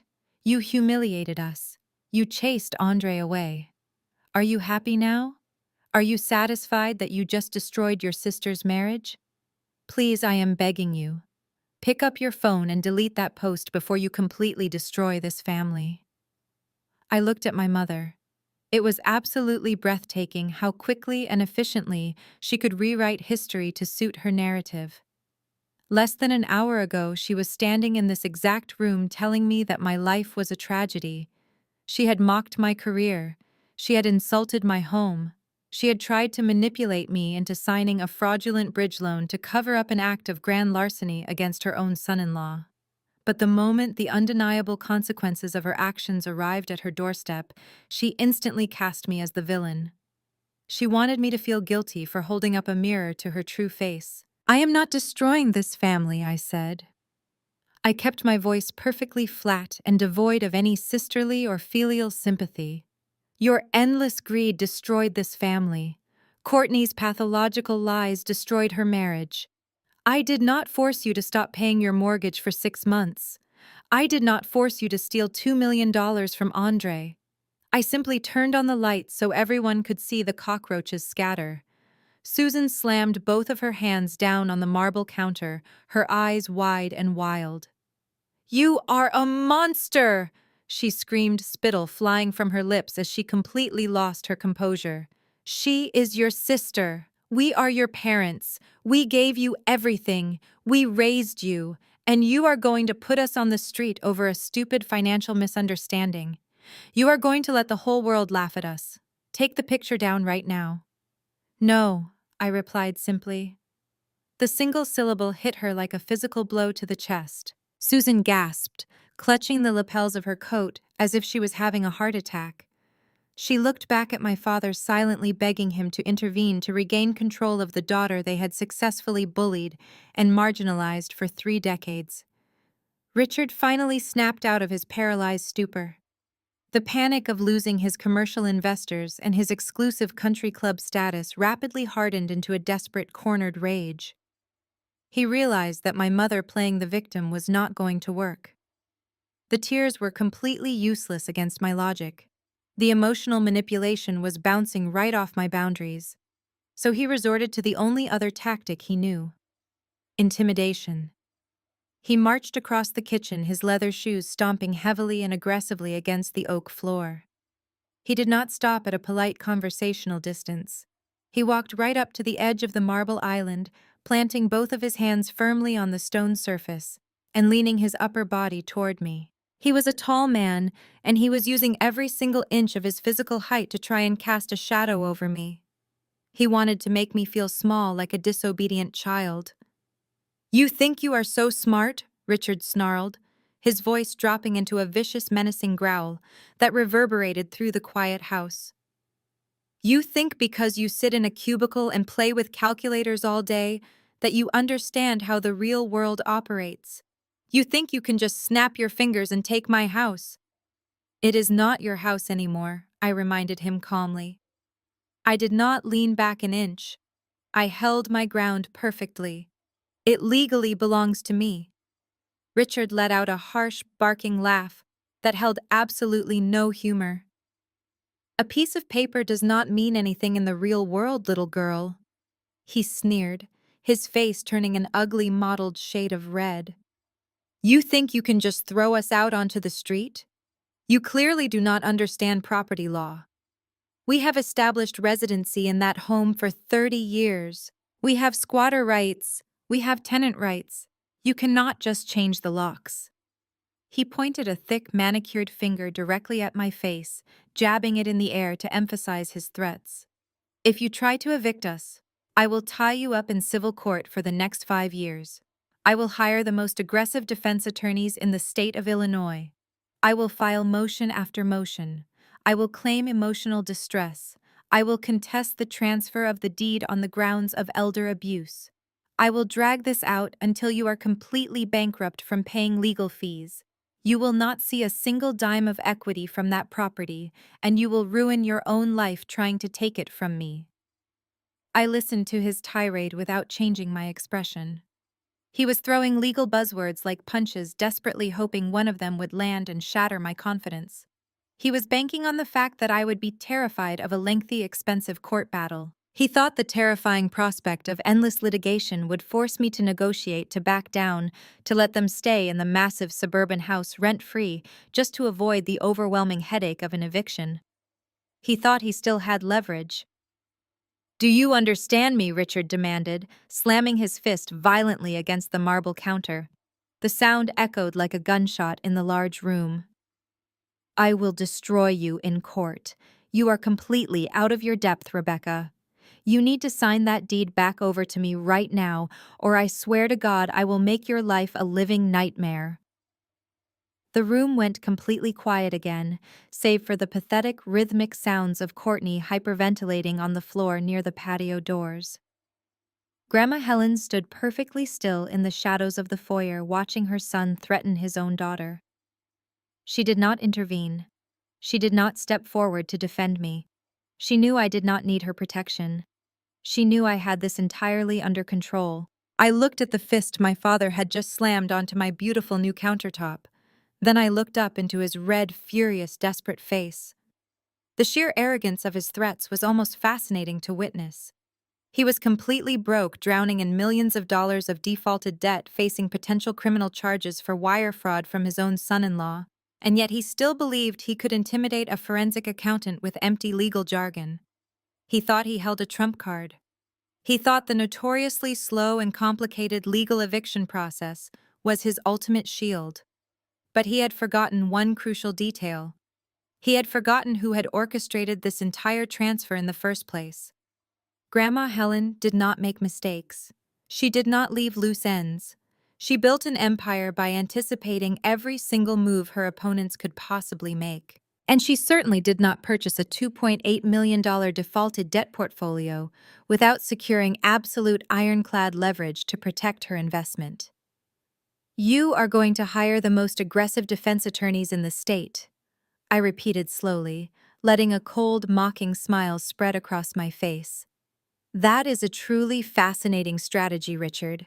Tell me, how exactly are you going to pay for them?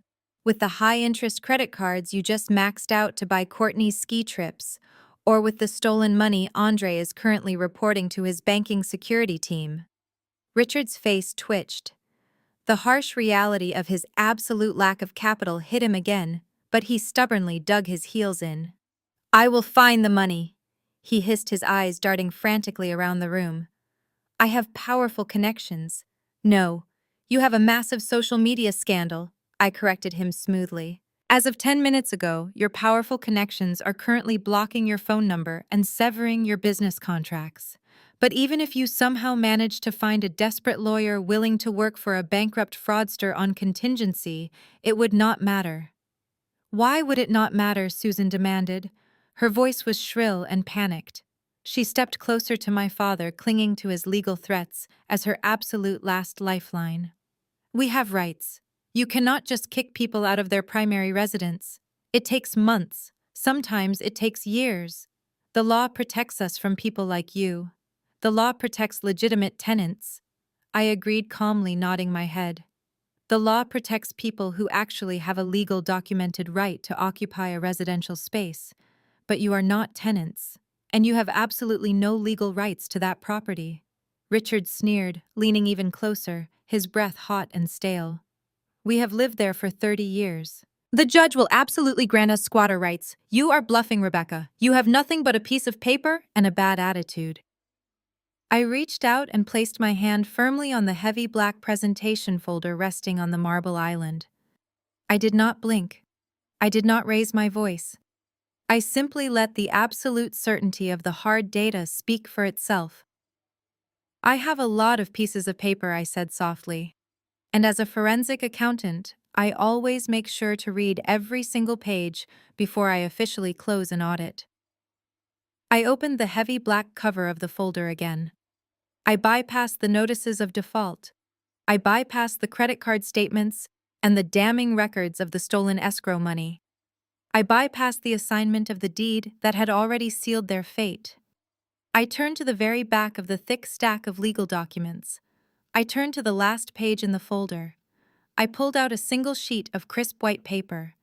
It was not a banking ledger or a property tax notice. It was a notarized legal waiver. And it was going to be the final inescapable nail in their coffin.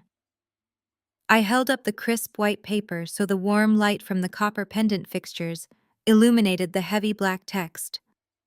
I did not read it immediately. I let my father stare at the official notary stamp at the bottom of the page.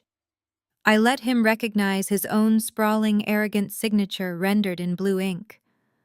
I watched the remaining fight completely drain out of his body, replaced by a hollow, sickening realization. He knew exactly what this document was. He had just desperately hoped that Grandma Helen had forgotten about it. But a forensic accountant never forgets a paper trail, and neither does the woman who funded the family empire. 3 years ago, I began my voice perfectly steady and completely devoid of mercy. You quietly drove up to Grandma Helen's estate on a Tuesday afternoon. You went behind my mother's back, and you went behind the backs of your partners. You were drowning because that massive commercial real estate deal you constantly bragged about had actually gone completely bankrupt. You needed $200,000 in pure cash just to keep your own house out of foreclosure back then. Richard closed his eyes, his chest heaving. He gripped the edge of the marble island so tightly his fingers looked like bare bone. He did not deny it. He could not deny it. Grandma Helen gave you the money. I continued pacing slowly behind the counter. But she did not just write you a blank check. She knew exactly what kind of man you were. She knew you were irresponsible, arrogant, and entirely incapable of managing capital. So before she handed over the funds, she made you sign this specific legal instrument. I tapped the paper with my index finger.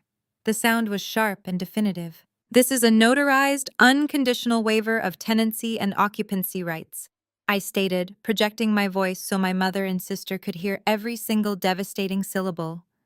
It is legally attached to the deed of your estate. It clearly states that in the event the property ownership is transferred to Heritage Management or any of its designated beneficiaries, you automatically forfeit any and all rights to establish residency, claim squatter protections, or demand a formal eviction process. I stopped pacing and stood directly in front of him. You signed away your right to a day in court 3 years ago, Richard. You traded your legal protections for a quick bailout because you were too cowardly to admit your failures to your country club friends. You are not a tenant. You are not a squatter. In the eyes of Illinois state law, the moment this deed transferred to my name at 9 o'clock this morning, you became a trespasser in my house. The absolute finality of the law crushed him. The pompous, aggressive man, who had just threatened to bury me in endless litigation, was entirely gone. He was nothing but a hollow shell wearing a suit he bought on credit. You love to lecture me about the real world, I said, leaning slightly forward, lowering my voice into a cold, clinical register. You love to call yourself a financial genius. But let us look at the hard data, Richard. A genius does not leverage his primary shelter to buy his spoiled daughter a first-class ticket to Paris. A genius does not lease luxury cars while dodging property tax notices.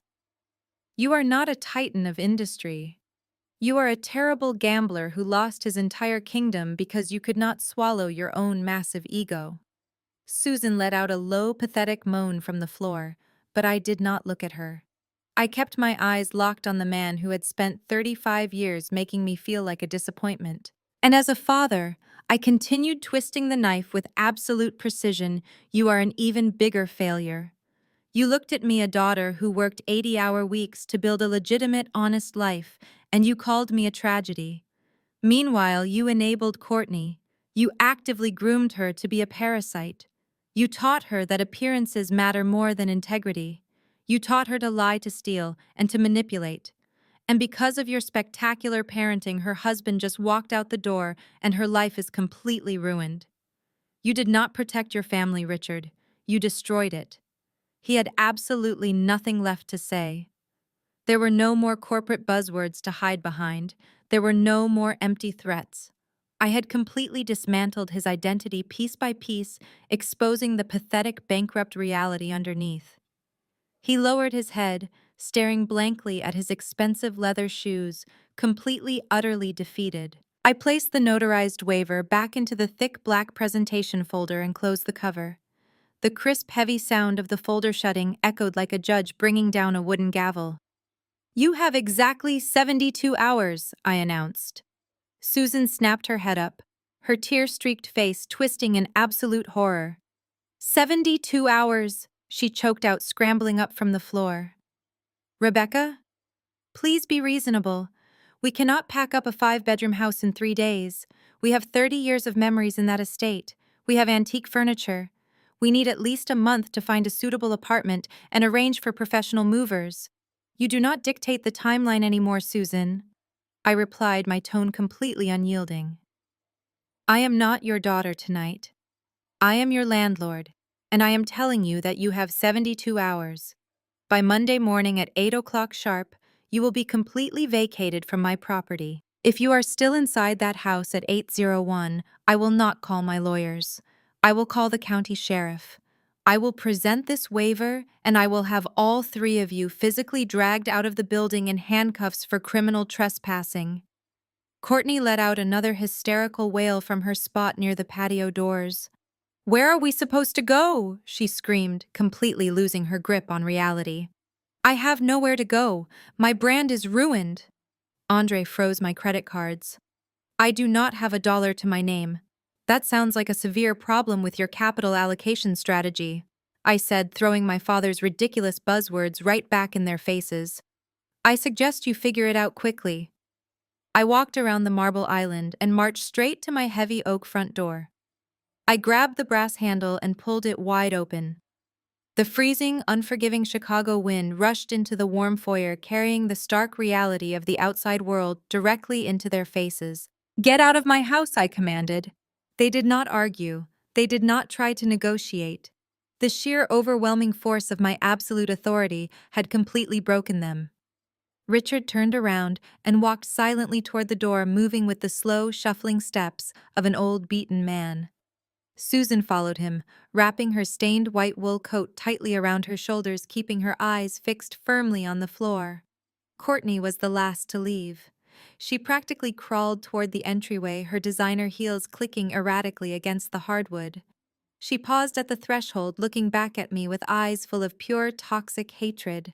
She wanted to say something vicious. She wanted to hurl one final insult to salvage her shattered ego. But she looked at the cold, blank expression on my face and realized that she had absolutely no power left. She stepped out into the freezing night, shivering violently.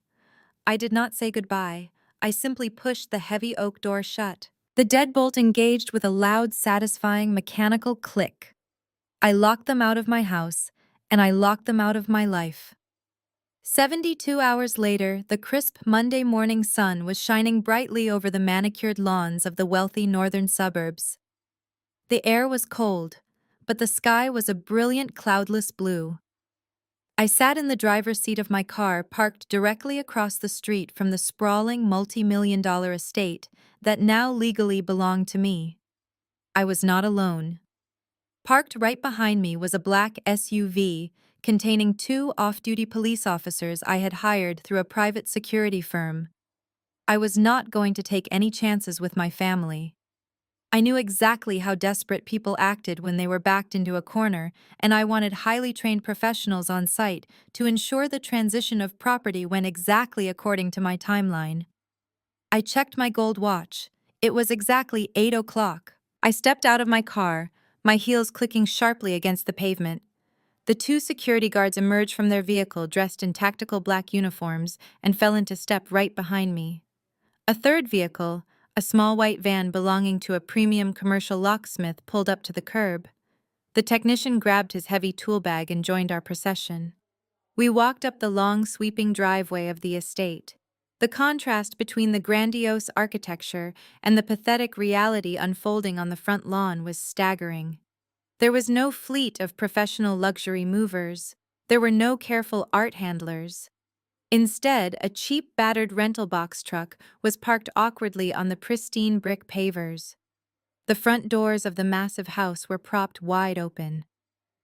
I stepped over the threshold, flanked by my security detail. The grand foyer, the room where my parents had hosted dozens of elegant holiday parties, was a complete disaster zone. Cheap cardboard boxes were stacked haphazardly against the custom wainscoting. Trash bags filled with clothes were piled near the sweeping staircase. The illusion of untouchable wealth had been aggressively stripped away, leaving only the chaotic mess of a rushed, desperate eviction. Courtney was standing in the center of the living room, aggressively shoving designer shoes into a crumpled cardboard box. She looked absolutely horrific. Her blonde hair was tied in a messy, greasy knot. She was wearing a pair of faded sweatpants, and her face was puffy and red from 3 consecutive days of crying. When she heard my footsteps, she snapped her head up. The moment she saw the security guard standing behind me, she physically recoiled, dropping a pair of expensive heels onto the floor. "You actually brought guards?" Courtney spat, her voice raspy and broken. "You really think we were going to steal the copper wire out of the walls or something? Given your recent history of embezzling millions of dollars from your own husband," I replied smoothly. "I figured adult supervision was mandatory." A sharp, rhythmic sound caught my attention from the top of the sweeping staircase. Andre was walking down the carpeted steps. He was carrying 2 sleek, high-end leather suitcases. He was dressed impeccably in a dark suit, looking composed, professional, and completely untethered from the chaotic disaster surrounding him. He reached the bottom of the stairs and walked right past his weeping wife without giving her a single glance.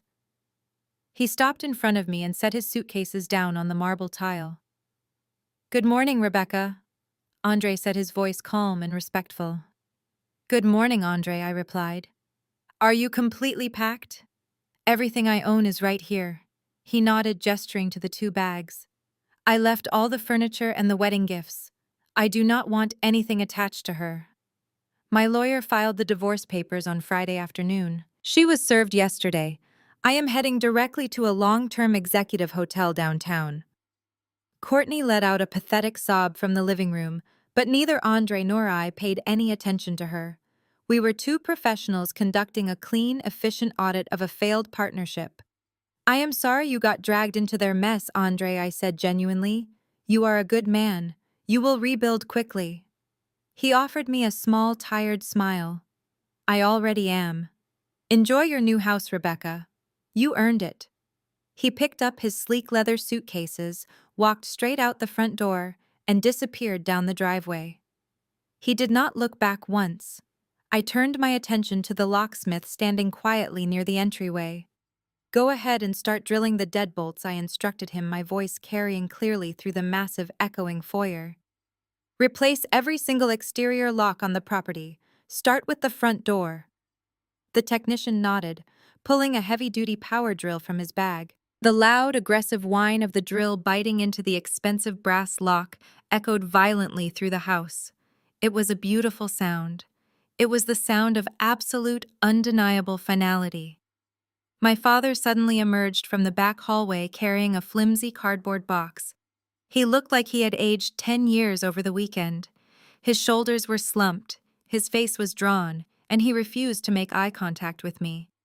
My mother shuffled closely behind him, clutching a garbage bag full of winter coats. They looked exactly like what they were. Two broke, desperate frauds who had finally been evicted from their own fairy tale. They walked past me in complete silence. They did not offer an apology. They did not ask for forgiveness. They knew that the ledger was permanently closed. They loaded their pathetic cardboard boxes into the back of the cheap rental truck. I stood on the grand front porch of my newly acquired estate, watching the rental truck sputter to life. The engine coughed loudly before the vehicle slowly rolled down the brick driveway, taking the toxic waste of my past away forever. The locksmith finished installing the brand new heavy-duty deadbolt on the front door and handed me a set of shiny new keys. I locked the massive wooden doors securing my property. The silence that settled over the estate was no longer lonely or oppressive. It was the peaceful, golden silence of absolute victory. I did not keep the estate. Walking through the empty, cavernous rooms of that massive house after the locksmith finished his work, I felt absolutely no sentimental attachment to the property. To my parents, those walls had been a monument to their fake wealth and their curated social standing. To me, the building was nothing more than a highly leveraged asset, sitting on an extremely valuable piece of land. I am a forensic accountant. I do not let misplaced nostalgia dictate my investment portfolio. I knew exactly what that acreage was worth, and I knew exactly how to liquidate a toxic asset. Within 24 hours of changing the locks, I had the property formally appraised. I did not list it on the standard residential market. I completely bypassed the luxury real estate agents and went directly to a massive commercial development firm headquartered in downtown Chicago. They had been quietly buying up lots in that affluent suburban zip code for the past 3 years, desperately searching for the perfect parcel of land to bulldoze and convert into an exclusive gated community of high-end townhomes. My parents' former estate was sitting right in the middle of their target map. I walked into their glass-walled corporate conference room on a Wednesday morning, armed with my own legal counsel and a ruthless understanding of my exact leverage. I did not accept their first offer. I did not accept their second. I negotiated with the cold, unyielding precision of a woman who held the only key to their master project.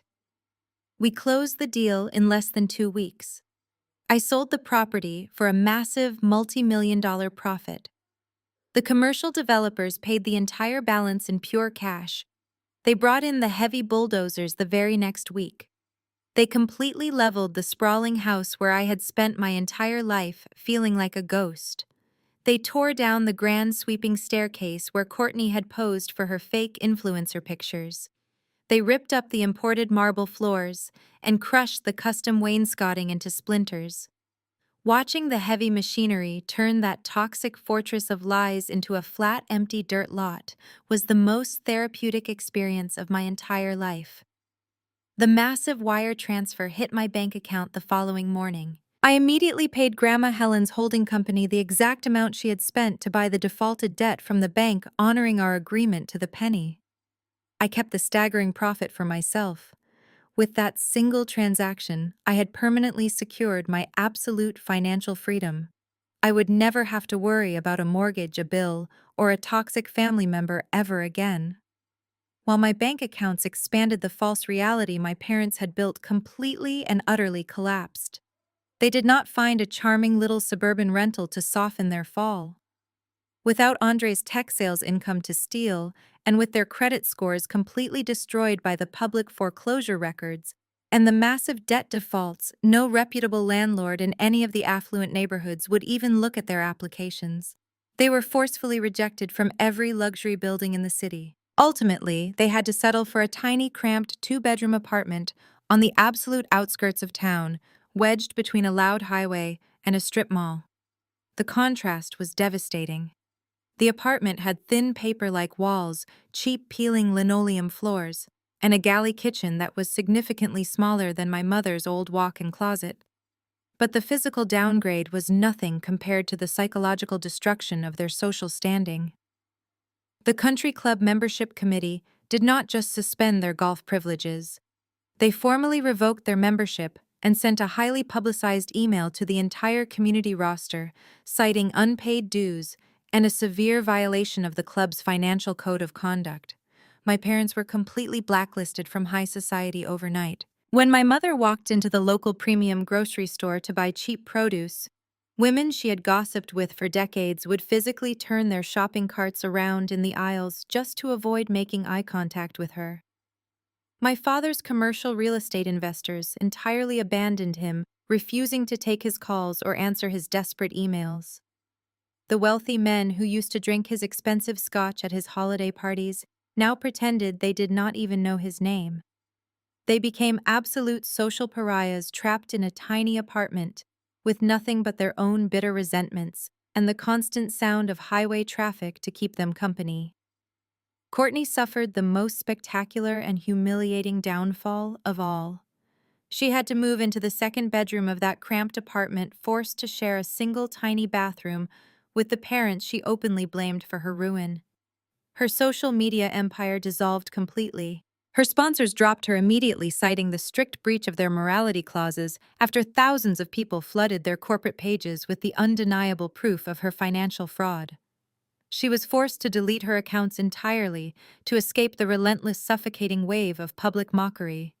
Without her influencer income, and with her divorce from Andre finalizing rapidly, she had to sell her entire collection of designer handbags, jewelry, and shoes to online consignment shops just to afford basic groceries for the family. The golden child who had once stood in my beautiful living room and called my home a depressing warehouse was now working a minimum wage retail job at a local discount mall. She spent her days folding the exact same brands of clothes she used to pretend she was paid to model, forced to ring up the purchases of the very people who used to follow her fake life on the internet. Andre kept his word. He finalized the divorce swiftly and cleanly, bringing in aggressive lawyers who protected his remaining assets and severed all legal and financial ties with the family that had tried to bleed him dry. He sent me a brief, polite email a few months later, letting me know he had accepted a massive promotion as a regional vice president and relocated to the West Coast to start fresh. I wished him the absolute best.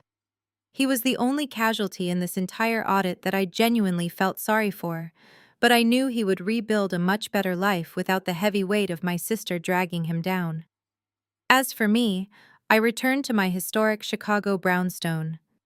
But it was no longer an empty shell filled with the smell of industrial paint and echoing footsteps. Over the next 6 months, I transformed it into an absolute masterpiece.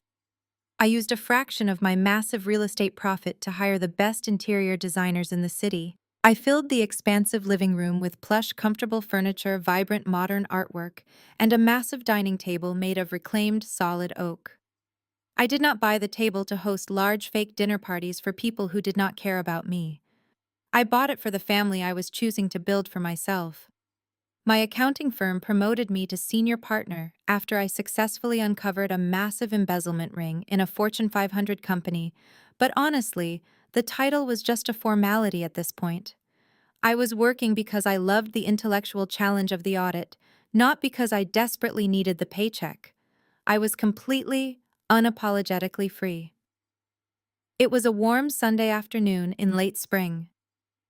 The harsh Chicago winter had finally melted away, replaced by a gentle, soothing breeze and bright, clear blue skies.